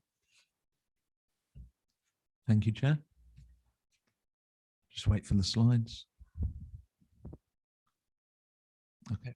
So this application is for the temporary use for filmmaking, temporary set and temporary removal of part of an existing bund. The reason this application 1 is in is because it's within a conservation area, where outside of a conservation area it would be a permitted development right.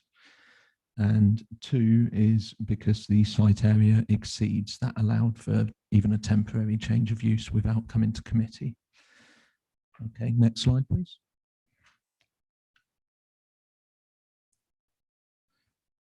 Okay, so we've got the sites here. There are 2 sites that are linked here.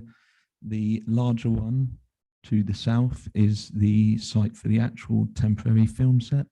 The smaller one to the north is just an area for a temporary marquee for cover. Next slide, please. So here we have the site location plan. The reason that the site is at committee is because of the size of the site, and that's largely to do with the access having been outlined in red, which ensures that all of the access comes straight off the A1 down the private driveway of Nebworth House to the site, limiting its impact. Next slide, please. So here we have the block plan with acoustic measures shown on it. Next slide, please.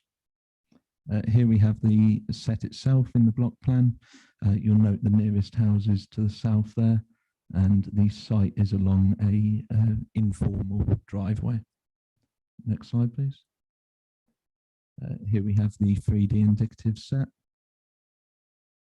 It shows the trees within close proximity of the sets itself, and a arboricultural survey has been submitted showing limited works to the trees and no harm. Next slide, please. This slide shows the part of the bund that's to be removed temporarily and then reinstated. Next slide, please. And here is the topographical survey showing the height of the bunds as well as the trees which run between the set itself. Next slide, please. Okay, so here we've got pictures. As you can see, work has already begun. I wasn't able to get this to committee on time for the works to begin itself. So this is a partially retrospective temporary use application. This shows the boarding for the access for vehicles, and on the left-hand side you can see the covered site area. Next slide, please. Again, that's just the access and the sort of site staging area. Next slide, please. Here we have the row of trees looking, I'm trying to think, south-east towards Nebworth, Old Nebworth. Next slide, please. Here we have a view along the trees looking northwest towards Nebworth House. Next slide, please. This shows the marking out of the temporary road and the marking out of some of the pathways, driveways, and the temporary park dwellings. Next slide, please. Here we are to the southwest of the line of trees, and this shows the temporary surfacing that they've got for filming equipment to make sure that they don't leave marks or compact the soil. Next slide, please. Here again, you can see the setting out of the set structures, which include dwellings and garages, and their spacing from trees. Next slide, please. This slide shows the northwestern end of the row of trees, and just to the north, sort of left-hand side top of the site, you've got a little bit of sort of rough marshland, which is going to be left untouched and distanced from any structures because it's of some ecological value. Next slide, please. Oh, that was it. Yeah, thank you, Chair. Thank you. Are there any clarification questions for Officer? No, and we have no registered speakers. Oh, sorry, Councillor Moody. Sorry, Councillor Moody. Thank you. Just how old are those pictures? Is there any building work actually started already? Can you answer that, please? It took place, must have been about a month and a half ago. So they will have progressed under their permitted development rights, because even though they are in a conservation area, they have permitted development rights for temporary use and structures, but only for a period of 28 days, I believe. Getting bigger and bigger and bigger by the day. Okay, thank you very much. Are there any other questions? Councillor Rice. Does anybody know what the film is? Do we know what the film is? They actually made me sign a non-disclosure agreement when I went on site, and they didn't even tell me anyway. So, so no one knows. It's a closely guarded secret. Okay, any further questions? In which case we will move to debate because we have no registered speakers. Who would like to speak? Councillor of Derbyshire. Thank you, Madam Chair. I see no reason to refuse this, so I'm happy to propose that we accept it per officer's recommendations. Thank you, Councillor Derbyshire. So we have a proposer. Councillor Levitt.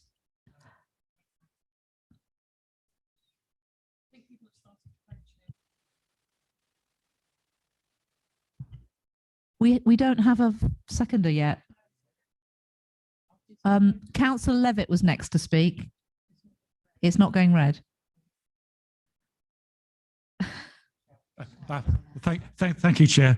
Yes, although the report mentions we don't have anything specific in the local plan encouraging film sets or anything, this council does have an adopted policy under its economic development framework for encouraging film and TV production within the district, which we discussed at great length at various meetings. One of them was at Nebworth Park, oddly enough, in the Barns, with I think that was with Go Hearts, something like that. So we do have a council policy that encourages filming and that in the district. It brings in employment, it brings in tourism, and it brings in fame and fortune from appearing on the television and brings people into the district. So wholeheartedly support this development, Chairman, happy to second. Thank you. I've got a couple of further speakers. Do you want to say anything else, or are you planning to second? Councillor Tyler. I was planning to second, but that's fine. I just wanted to say that I had the privilege of last year being, last civic year, being a trustee for Nebworth, and I know that they are desperate for funds to repair the house, and obviously this inventure will actually help them repair some of the expensive repairs that need to be done. So I fully support this, and that's all I wanted to say. Thank you, Councillor Tyler. I think we will move to the vote then. So proposed by Councillor Derbyshire, seconded by Councillor Levitt. We're voting to approve.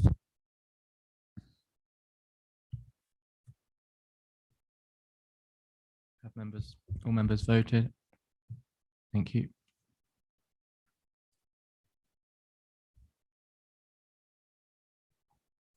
So that's unanimously carried. Thank you very much.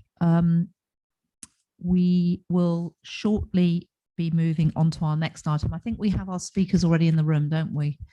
Yes. And I'm sure our officer would like to leave. Thank you very much, Sam. Okay, we will move on to item 8, 20/03072/S73, the Gables High Street, Barley, relating to application 18/03349/S73 granted on the 15th of March 2019. Variation of condition 2 approved plans to facilitate relocation of parking at plots 5 and 6, change of external material at plot 5, and variations to the dwelling type scale and appearance of plots 3 and 8. And I'd like to invite our officer Tom Allington to present the report. Thank you. Thank you, Chair, and good evening, members. Firstly, before I go through my slides, I just have a quick update and a brief introduction. Since my committee report was finalised and published, we have since received 2 further non-material amendments for this site.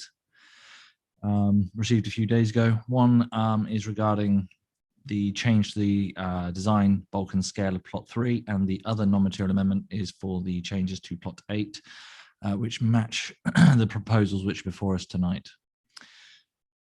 Just to clarify for members, as outlined in my report, the proposals before committee tonight is subject of an appeal against non-determination, and so rather than committee determining the application, it's for committee to outline how they would have recommended the application, and therefore to inform the appeals inspector how the council wish to approach the appeal. So for example, if committee are minded to agree with my recommendation of refusal, then the committee report would be submitted to the inspector as the council statement of case. Alternatively, of course, if members are minded to overturn my recommendation and therefore suggest if it had been in their power to do so would have approved the application, the council will inform the appeal inspector that we don't wish to contest the appeal. So the proposal seeks a section 73 variation to a previous variation in March 2019, which in itself varied the original approval, which committee granted in May 2018. There are a number of proposed changes, including moving some of the parking away from the central green to plots 5 and 6, and a change to the external material of plot 5. These are considered relatively minor and aren't contested. However, the variation also seeks to significantly change the design scale and bulk of plots 3 and 8. These were originally approved in 2018 as modest 2-bedroom dwellings. These were then altered to 3-bedroom dwellings under the previous variation in 2019. And the current proposals are now for 2 substantial 4-bedroom properties. If we can move on to the first slide, please.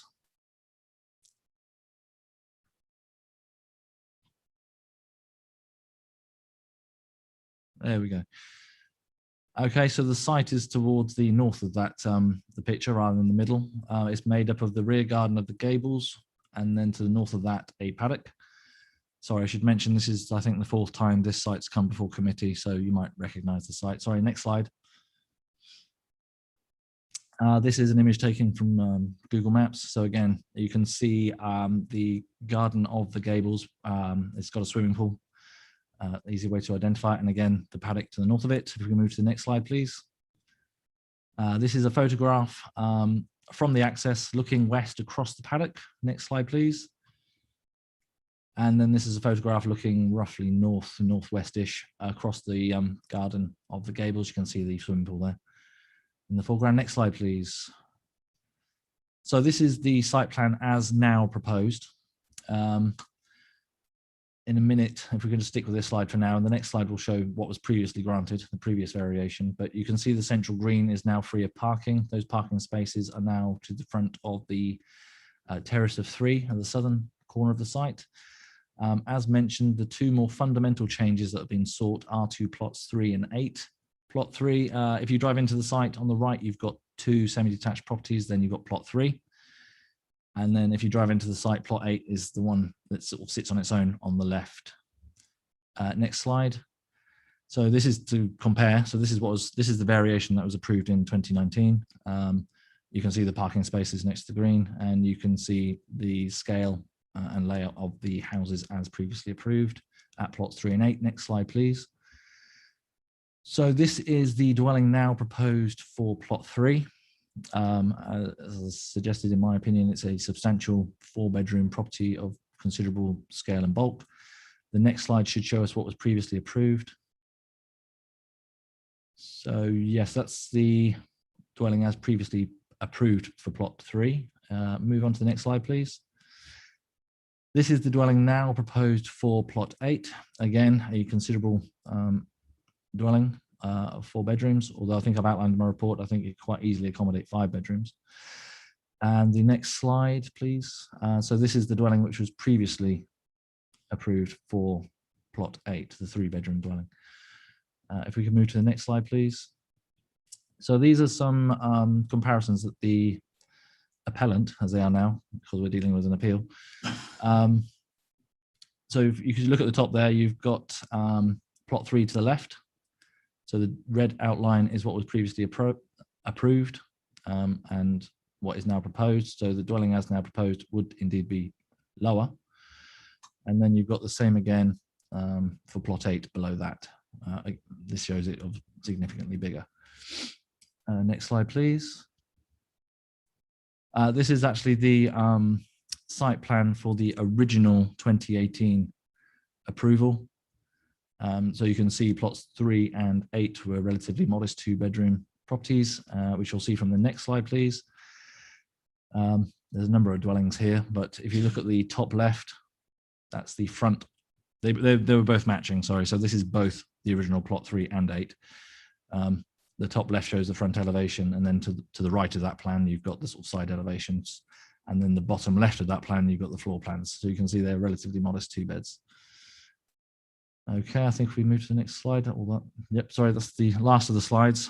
So I'll return to my presentation. So as outlined in my report, given the scale and bulk of that now proposed, particularly compared to that originally approved, it's my view that these would result in a poorer standard of design and which would lead to increased harm to the conservation area. The much larger dwellings would overly dominate this part of the site and would not be in keeping with the loose-knit, semi-rural character of the site, which is currently open and provides a transitional part to the conservation area between the village core and the open countryside to the west and to the north. Paragraph 130 of the NPPF states that local planning authorities should seek to ensure that the quality of approved development is not materially diminished between permission and completion. The original approval in 2018 was marginal and very much on balance, given that there was identified harm to the conservation area, but this was considered, it was considered that this was outweighed by public benefits. The previously approved variation in 2019 was not preferable and did diminish the quality of design, but not to an extent to justify a refusal in my view, and hence it was also approved by committee. However, this application, which again is a variation to an existing variation, is too far removed from the original approval, and as mentioned, now reduces the design quality to an extent which I consider is not acceptable. The appellant has suggested that plots 3 and 8 have been varied as they have now been designed to meet the needs of the potential purchasers, and therefore that these now represent self-build plots. The appellant therefore suggests that the public benefits of the scheme has been increased. As outlined in my report, I consider this to be somewhat disingenuous, as the site already benefits from 3 extant permissions, and these 2 plots have previously been considered and designed as part of the scheme as a whole. The site is also within a conservation area, which in my view should take precedence when considering the design and appearance of any new houses, rather than the design being led by the wishes of potential purchasers. Appellants have not demonstrated why the as-approved dwellings or other dwellings approved as part of the site could not meet the needs of the potential purchasers, and therefore, in my view, reasonable justification has not been provided to demonstrate why dwellings of such a scale, which again would be harmful to the character and appearance of the site and the setting of the conservation area, are required in this instance. Lastly, I note that no information has been provided by the appellants, such as a draft Section 106 legal agreement, to ensure that these plots would be sold to specific purchasers. With this in mind, I give this consideration only limited weight. It's my view that any public benefits arising from the potential for self-build plots in any case would not outweigh the additional harm caused by the inappropriate scale and bulk which is now proposed. The appellants have made reference to 2 appeal cases which are attached with their appeal statement of case, which I appended to my committee report, whereby the inspectors in those allowed the appeals giving weight to either the self-build nature of the proposals or the provision of housing against a lack of 5-year housing supply. However, crucially, it would appear that neither of these 2 cases were within a conservation area. or affected any other heritage asset, which I consider to be crucial in this instance. Lastly, it's my view that as the site already benefits from 3 extent permissions for 8 dwellings, all 3 permissions included 2 affordable units, this modest contribution towards housing supply carries less weight in this instance than it did before, and so the public benefits have been reduced in this regard. Just to conclude, it's my recommendation that Planning Committee resolve to advise the Planning Inspector that had committee determined the application, that it would have resolved to refuse the application on the basis of increased harm to the conservation area and to a lesser extent harm to the setting of the listed building at White Posts. And that harm is now to a degree that is not outweighed by any public benefits. Thank you. Thank you, Tom. Do members have any questions for our officer? Councillor Levitt. Thank you, Chair. Tom, just a little bit of clarification. In between the original approved application, then the varied condition application and the other variation one, we had a refused application shortly after the first approved one, which I think was December 2018, something like that. Just give us the background on that one. Thank you, Tom. Through you, Chair. Thank you. Yes, sorry, I've just pulled up my report. I think it's somewhere near the beginning is the site history under 2.0. Yes, we approved the scheme for 8. Like I said, that was on balance, bearing in mind there was the harm to conservation area versus, but that was outweighed by the identified public benefits. The same applicants or appellants as they are now submitted an application later that year for 10 dwellings, which came to committee again. They all have to come to committee given the site area.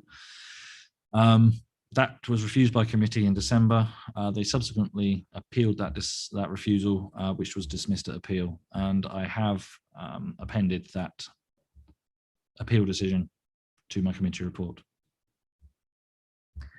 Thank you. Are there any further questions for our officer? No, in which case I'm going to invite our registered speakers. So we have Samuel Brampton and Robert Prosser speaking in support of the application. You have 5 minutes between you, and we will sound the bell at 4.5 minutes to let you know there's 30 seconds left, and then at 5 to stop. Thank you. Can I invite you to come and address the committee?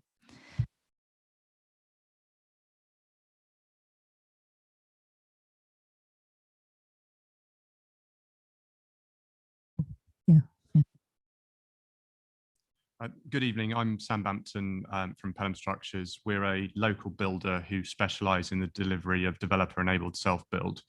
In terms of the site history that's been touched upon by Mr Allington this evening, the reason you've seen amendments to the scheme is to take account of people who have had houses designed for them. The previous amendment was to introduce the house that's now plot 4, and I should note the pictures Mr Allington showed are out of date. The scheme is now under construction, and the footings for plot 4 are in, and 5 to 7 are currently under construction. This amendment has been brought in to amend plots 3 and 8 to deal and for other self-builders, and that is why they are here as amendments. In terms of the heritage points raised, I will cover them off in a minute, but our view is very much that there is no additional heritage harm from the result of these proposals. In fact, we consider there to be some betterment. The self-build points that have been raised are that largely that yes, it is a benefit that should be weighed in account of it, but even if it wasn't a benefit that was weighed in favour, this should still be approved because there is no heritage harm. That we have submitted an appeal for non-determination largely because we're perplexed by officers' position, and no justification for their position was forthcoming. We've not seen a written comment from the conservation officer, nor were we able to provide any guidance despite asking for comments about specifically what the issues were with either of the 2 houses we'd put in. I would also note that the reason we've submitted the 2 new applications that have been referenced are that these are hopefully to get feedback from the council as to what their actual the officers from what the issues are, and also to enable this committee should you wish to go against officers' recommendation on this appeal, we would withdraw the appeal, allowing you to approve those amendments and preventing wasted time and resource from both the council and ourselves. Turning to the application to be determined this evening, It proposes changes to the scheme currently under construction. This scheme is being delivered in 2 phases because of an overhead power line. Committee members might note from the original application, one of the main benefits of the application is that it's providing a new car park for the doctor's surgery and relocating a substation. This substation location has been given a 12-month lead time by UK Power Networks and is currently ongoing, but means we can't build 3 of the houses until later this year. So hence we're building plots 4 to 7, and we will be building 1 to 3 and 4 later this year, hopefully with these amendments. The changes, as noted already, the changes to plots 3 and 8 have been redesigned to the requirements of the self-builders who have purchased them, I should note, and we have offered to enter into conditions or legal agreements should the council wish them. Both of them have been designed in a vernacular style, as you've seen from the officer's presentation. We would argue that the bulk of plot 3 has been significantly reduced, the height's lower. The only place where it has grown in size is invisible from any passing point, whether that be the road through the development or the sunken footway to the rear, which is 3 meters lower than the site. In terms of plot 8, as well, you only saw it quite briefly, but I would suggest that the previous house was of limited architectural value, and the revised one is more suited to the conservation area with the introduction of chimney and more proportioned gables. Turning to the heritage bit specifically, we've had Brighter Planning produce a heritage addendum which has gone in with the appeal, and this confirms that there is no additional harm to the identified heritage assets over that was caused by the approved. Furthermore, as we noted earlier, these are 2 self-build houses. National policy requires councils to make provision for self-build, and it identifies a greater benefit than just providing general market housing. This position is confirmed by the Dortwich appeal, where the inspector concluded, in the view of the importance attached to the provision of self-build housing in the NPPF and PPG, I do not accept the council's view that it should be treated simply as a component of general market housing. The appellant is therefore perplexed as the officer's resistance to the scheme that causes no harm, has no public objection, has no parish council objection, and provides 2 additional self-build plots. For this reason, it's considered that the planning balance weighs significantly in favour of this permission. Thank you for your time. Good evening. I'm here with my wife today in respect of our proposal to do a self-build on plot 3.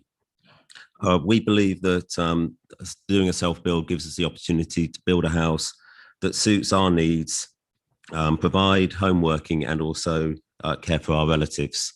I don't want to go through all the personal details in regards to our letter of support, but it does provide a house for home working. Sorry, you're out of time. Very sorry. Thank you. Do members have any questions for our speakers? Councillor Rice. Thank you, Chair. When the planning permission was originally given, was it given on the basis of self-build? Or was it ordinary housing? I think that's more of a question for the officer, is it not? I'm asking for questions. Maybe our officer can address that in a moment. We are addressing the developer at the moment, aren't we? Yeah, we're addressing the developer. Oh, you're happy to answer it. Okay. The original proposal came in as normal residential, so it was a conventional scheme. The thing with self-build is that self-build is defined as as housing that is designed for the intended end user, and amending conventional residential schemes to provide self-build would still contribute to self-build by changing its nature. It's something we've done regularly in other districts where we amend the scheme to have bespoke houses for individuals, and that makes them self-build. Okay, does that answer your question, Councillor Rice? Thank you. Councillor Levitt. Actually, you've probably answered most of the questions I was going to ask most of the question I was going to ask, because I was going to ask about how self-build is this self-build. I'm used to seeing self-build where somebody buys a plot on a development, designs it as the house designed, and carries out a majority of the work themselves. It's the sort of self-build schemes I've seen before. And my question was going to be, but I think you probably answered it, is when you applied for this, I assumed you'd applied for it as self-build, but obviously not. because my question was going to be, how do you apply for self-build when people can want lots of different ways and designs and layouts, and you apply for something in the first place, get your permission on it, and then have to change it afterwards? Yeah, can you respond to that? Thank you. Yeah, no, I'll do my best. There's a couple of points there I think are well worth responding to. So our delivery of self-build has evolved since we originally put this application in. So our main self-build scheme at the moment is 22 houses on the edge of Great Dunmow, and that planning permission was actually done with a design code. So instead of approving specific houses on each plot, the council actually approved the cube. So it would say the plot 3 will not be more than 9 meters wide, 7 meters deep and 9 meters tall, for example, and then had a materials palette, and we go in as condition discharge. And that's what we push now, but obviously this was done before that, which is where we have tended historically to use section 73s or revised planning applications to change them. In terms of the question, how self-build is this self-build? Our model essentially is that we sell plots as bare plots.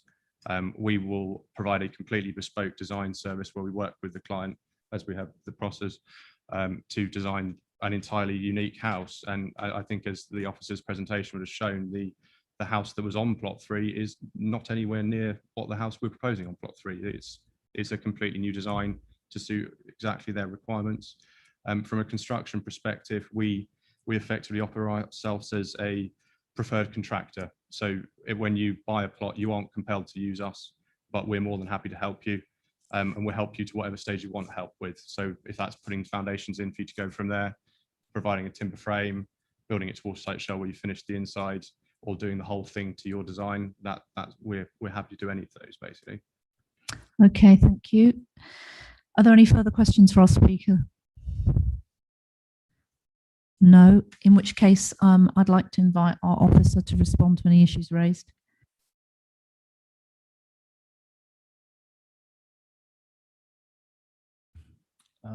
Thank you, Chair.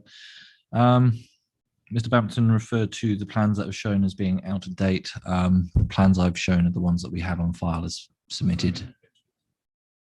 The pictures are out of date. Okay, well, that clarifies that then.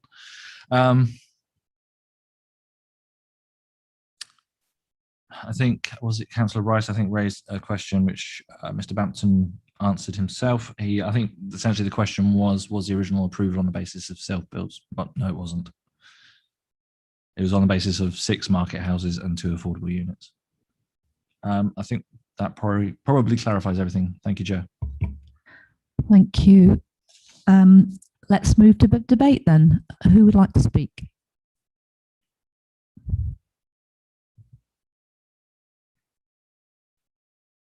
Councillor Levitt. A difficult one, this one. I think the quick answer is it's got the wrong type of planning permission. I fully understand what you said about the design codes and everything. That's what I see as a traditional self-build.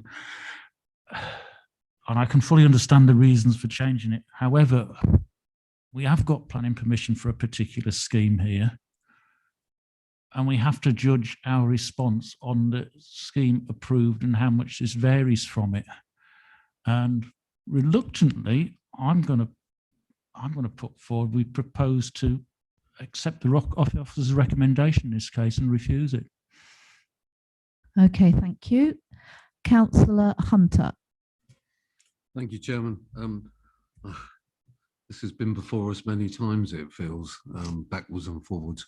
I'm going to happily second Councillor Levitt and to recommend the officer's recommendation, rather than go into great detail about our conservation officer, who's put up a valiant fight from the very beginning.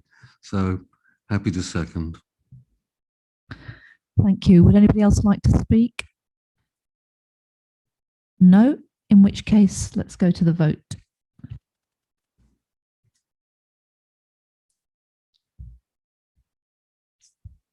Have all members voted? Thank you.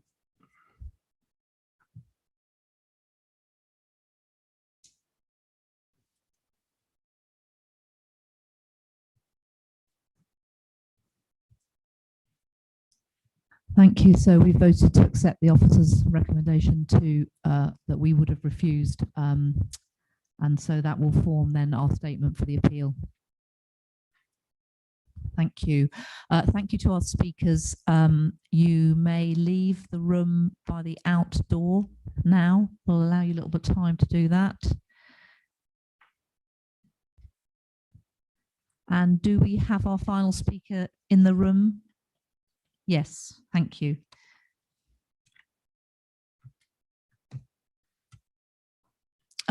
It's not, wait, okay, yes, you can sit there. It's not quite time yet, but that's fine. You're welcome to sit there. No problem. So let's move on then to item 9. So this is 20/03070 FP, land development site off Station Road, Ashwell, residential development of 28 dwellings and landscaping, including pond, wildflower meadow, and woodland and associated infrastructure.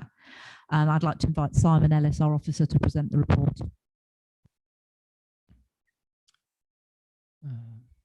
Thank you, Chair. I don't have any updates, so we can move straight to the slides, please.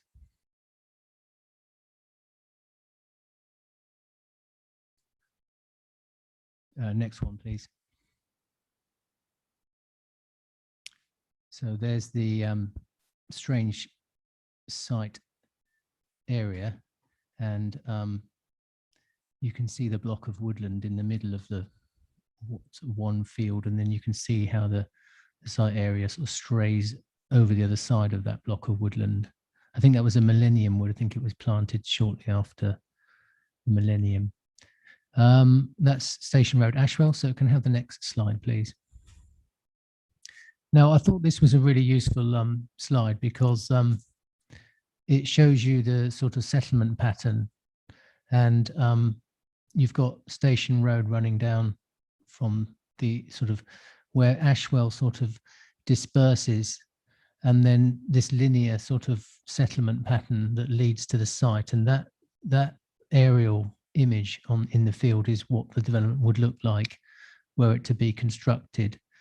So you can see that it's bordered by countryside to the north, to the east, to the south, and then across the road. The only part of the site that adjoins a sort of recognizable part of the settlement is that top corner where the access is, where it's sort of 2 dwellings deep. And I think that's really sums up the concern we have about this planning application, because it's sort of suburbanizing an area that's a transition between the countryside and the linear pattern of Ashwell. So that's a really good photograph to illustrate that point, I think. Can I have the next one, please? So that shows you the layout internally, and you can also see one of the aspects of the recommended reasons for refusal is the affordable housing is a courtyard, and they call it the sort of farm courtyard zone, and they've crammed it right up against the woodland. And as this is a full planning application and you've got all the details in front of you, I think that's a poor layout, and it should be more integrated with the remainder of the development. And in the sort of phrase, it should be tenure blind. So that seems to be obviously the affordable housing part of the scheme. You've got the loose knit market housing, and then you come around the corner and suddenly there's your affordable housing block. Can I have the next slide, please? And this just shows you some of the elevations and street scenes. In of themselves, I wouldn't have a concern about those if this were the appropriate location, but of course design is all about context, and the concerns that I've set out in the reasons for recommended reasons for refusal are about settlement pattern, and then the particular concern about the affordable housing. But if you just flick through the rest of this next slide, you can see in of themselves, that's not poor design if it was in the appropriate context. But looking wider, it's all about the impact of the development on the wider countryside. Can I have the next slide, please? Again, that's a typical house type. Next one, please. Now, this is the lane that's just to the north of the site. And if you go down that lane further on, there's some sort of informal outdoor recreation area. But between the houses on the left, which go into the Ashwell on Station Road, there is still an area of countryside which is not used for anything specific at the moment, which still contributes to that area that I was talking about, the sort of transition between the countryside and the settlement. So that's the lane running to the boundary of the site. Next slide, please. This is a wide view from the top of the, coming in through the lane. You can see the topography of the site leading down to the edge of the other side of the site there. But that shows you the wide expanse of countryside that is potentially to be developed if this were to go ahead. Next slide, please. Again, that's the point I was making about the area to the left of the lane. You can see some informal recreation. This is further into the lane, sort of getting towards the back. So, you know, you could argue that there is some sort of settlement pattern activity going on, but it's still very open in nature, and you're going to have houses right up against that on the other side of the lane. Next slide, please. There's the access to the recreation area that I was talking about. Next slide, please. And there again, this is what I'm trying to say. This is just going down the lane, looking at the land uses around the site. Next, please. And that's looking into the site from the other side. That's the site itself. Next one, please. And again, just photographs from around the area. Next one, please. And that's the housing that I was talking about. This is when you look at Station Road, remember I said there is a depth of 2 houses. That's the one to the back on the lane entrance. Next one, please. And that's the end of my presentation. And as I said, we're going to get increasingly more of these planning applications, and they are always difficult because of the presumption in favour of sustainable development. And you will have seen some similar applications where we're recommending approval. But I think if you think about what would be a logical extension to the village of Ashwell, I don't think this field is a logical extension. And if you look at the planning history, there's already been an appeal dismissed on this site. And I think I put it on Appendix 4. I showed you the layout of the previously refused scheme. And whilst this does make a considerable effort to sort of make it more of a looser development, it still stretches right back into the countryside. It's still suburbanising the edge of Ashwell. And I think those 2 elements of harm that I mentioned, the disruption to the settlement pattern and the intrinsic beauty of the countryside, plus the poor layout of the affordable housing, I think that gives you a substantive reason for refusal. And you'll also remember, members, that the recent application that you determined on Ashwell Street, where members refused planning permission for housing in the village itself, but on the conservation area edge. And there was this reason for refusal on the lack of a Section 106 agreement. And you'll see from the papers that the County Council maintain an objection to this application because they're saying that they can't expand the capacity of the primary school. And as you look in the history of this site, the inspector who looked at the last appeal didn't really go into detail on that, but was a little bit dismissive of that. So I don't think that's a reason for refusal that we can defend. So I would just put that in there as a absence of a legal agreement. And if this were to go to appeal, the County Council would need to argue that point in front of the inspector. So I hope that's clear, and I'll take any questions. Thanks, Chair. Thank you. Do members have any questions, clarification questions for our officer? No? In which case I will invite our speaker to address the committee. We have Graham Leaf, as Chair of Ashwell Parish Council. Welcome to our meeting. You've had quite a long wait, but you now have 5 minutes to address the committee. Okay, thank you very much. Ashwell Parish Council considered this application at their meeting on the 10th of February this year and resolved, based on the objections raised by members of the public and by parish councillors, that the application should be refused. So this statement should be considered in conjunction with the points made in the resolution by the parish council, which you have probably got in your pack of information. The developer has presented in their application arguments aimed at demonstrating that the proposed development for 28 houses materially addresses the main issue on which the inspector in 2018 rejected the appeal against refusal for the 46 house development on the same site on that occasion. The key point of refusal by the inspector was that the development would have a negative effect on the character of the countryside and of the community. The application focuses heavily on the 6 zones of the development and seeks to demonstrate that these zones will achieve an overall character of the development that is more in keeping with the village and countryside. However, we would argue that these revisions to the scheme are superficial and do not materially change the basis of the previous rejection. Specifically, the following points we feel make that valid.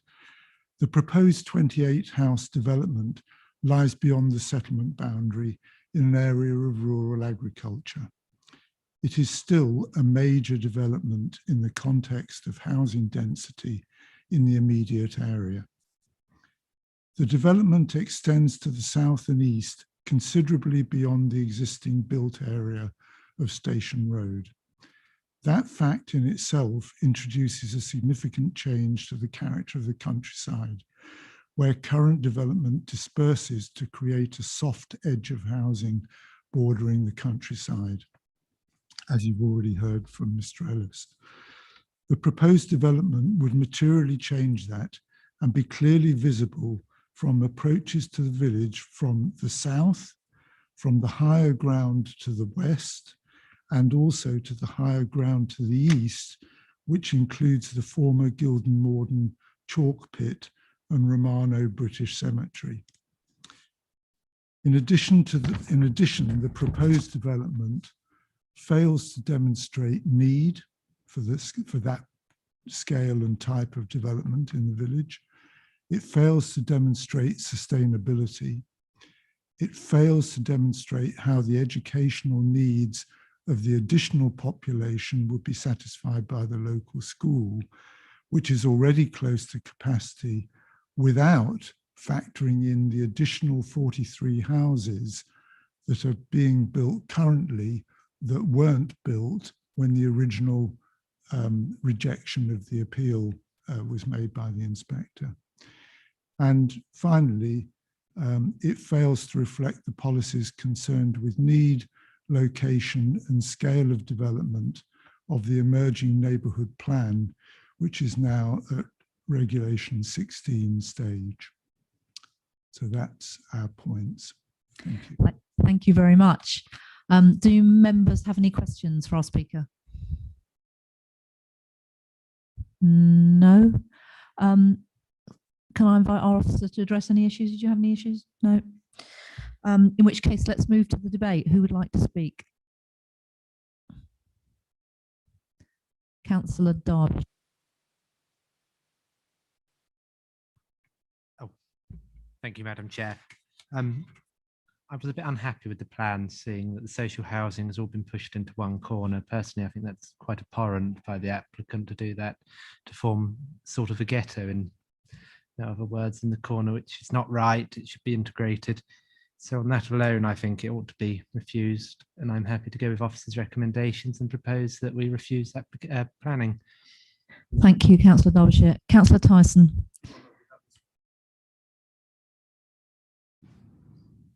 I'm very happy to second that. I think that, as Mr. Ellis has explained quite clearly, this is an inappropriate development in the wrong sort of place. I mean, there are aspects of it which, if you look at the materials, you know, you'd find unobjectionable in a different location, but this is just the wrong place for this development. And as Councillor Derbyshire has just said, the layout of the development itself is all wrong and should be rejected on those grounds alone. Thank you. So we have a proposer and a seconder to accept the officer's recommendation to refuse. Councillor Hunter. Thank you, Chairman. It's already been said and done. I was going to actually say exactly the same. It's excessive depth and overly suburban as far as the nature of the actual site is concerned. And I do agree with the officer that it contravenes section 12 and 15 in the MPPF. I can't call this well designed or enhancing the natural beauty of the area of Ashwell. So thank you, Chairman. I'll happily go to the vote. Okay, I have a couple of other speakers. So Councillor Levitt. Thank you, Chair. Same as the others, really. 42 houses, 28 houses, doesn't really matter. It's a big, horrible lump tacked on the edge of the village. As for the design, our own local plan says we should integrate affordable housing, social housing within the development. Actually putting the social housing and affordable housing in a compound, and I can't think of any other more derogatory term for it, because that's what it is. It's a compound. I think is totally against all the principles of what we should be looking for on that type of housing. Thank you. Councillor Mantle. Thank you. I agree with all the comments that's been made. I wanted to make one further point. As a matter of policy, I hope we're going to expect new developments to integrate into existing communities. This to me looks like it's bolted on the outside with no attempt at integration. And I wonder even if that would form a possible grounds for a further reason for refusal. We are trying hard to make sure that the developments which we have are part of the community. They're not sort of bolt-ons. You, Madam Chairman, will remember when we had a discussion, a similar discussion a couple of years ago. Okay, thank you, Councillor Mantle. So I think we'll go to the vote then. Proposed by Councillor Derbyshire and seconded by Councillor Tyson to accept the officer's recommendation to refuse. Thank you. Have members all voted? Yeah, thank you.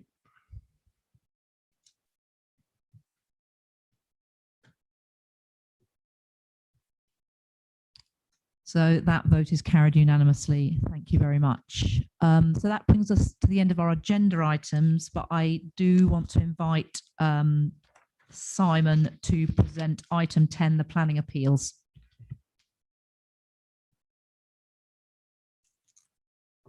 Thank you, Chair. I've just got one update on the table. There's Heath Lane, Codicott. That's a public inquiry currently scheduled for the 3rd of August and then running into the 10th of August, but with Friday off. And there's one thing that has actually united the appellant, the local planning authority, and the objectors, which is that that's an inappropriate date for a public inquiry, and we'd like it to be moved. And but planning inspectorate, they've got this sort of fast track system where they do it all about the availability of their inspectors, and so far have resisted all attempts by everyone to get the date moved. And the principal reason why the district council, well, why we think it's a good idea to move, is because it's possible that the inquiry might have to be suspended or reheard, because it may be that I don't think the inspector's report into the local plan is going to land in the council before the start of the inquiry. So I think at the time of the inquiry, we won't have had that inspector's report, and the council has a witness who's prepared to give evidence to represent the committee's refusal reason on those grounds. We've got a really experienced planning consultant to do that. But I think there's a high possibility that the inquiry will hear the evidence on either side, and then the inspector will not have made the decision on that on the appeal before the inspector's report lands. And if that happens, either way, if the inspector into the local plan says that he doesn't like the site and decides it needs to be removed, or if the inspector says the site's fine and should stay in the local plan, the inspector will want to reopen the inquiry. So there'll probably be two inquiries on that. So what we'll continue to do is lobby to have it delayed until after the inspector's report into the local plan. But just a word of caution on that. Our witness, Philip Hughes, has made it clear to myself and to colleagues that he wouldn't be able to give evidence to defend the committee's decision if the inspector's report endorses the site and says that it's acceptable to be in the local plan. So he's only prepared to give evidence on the committee's decision on the grounds of prematurity and greenbelt in advance of the inspector's report. So that's just a word of caution, but that's the update on that one. And then on Gladman's, I'm afraid, Councillor Brown, we still haven't had a start date, so I'll let you know when that happens. Yeah, Simon knows I'm interested, very interested in that one. Okay, I think that brings us to the end of our meeting. Our next Planning Control Committee will be on the 30th of June. There was a possible date on the 17th, but that we do not lead that date. So we only have one this month or next month. So I'm sure that'll be, you'll be relieved to hear that. So our next meeting will be 30th of June. Thank you all very much and good evening.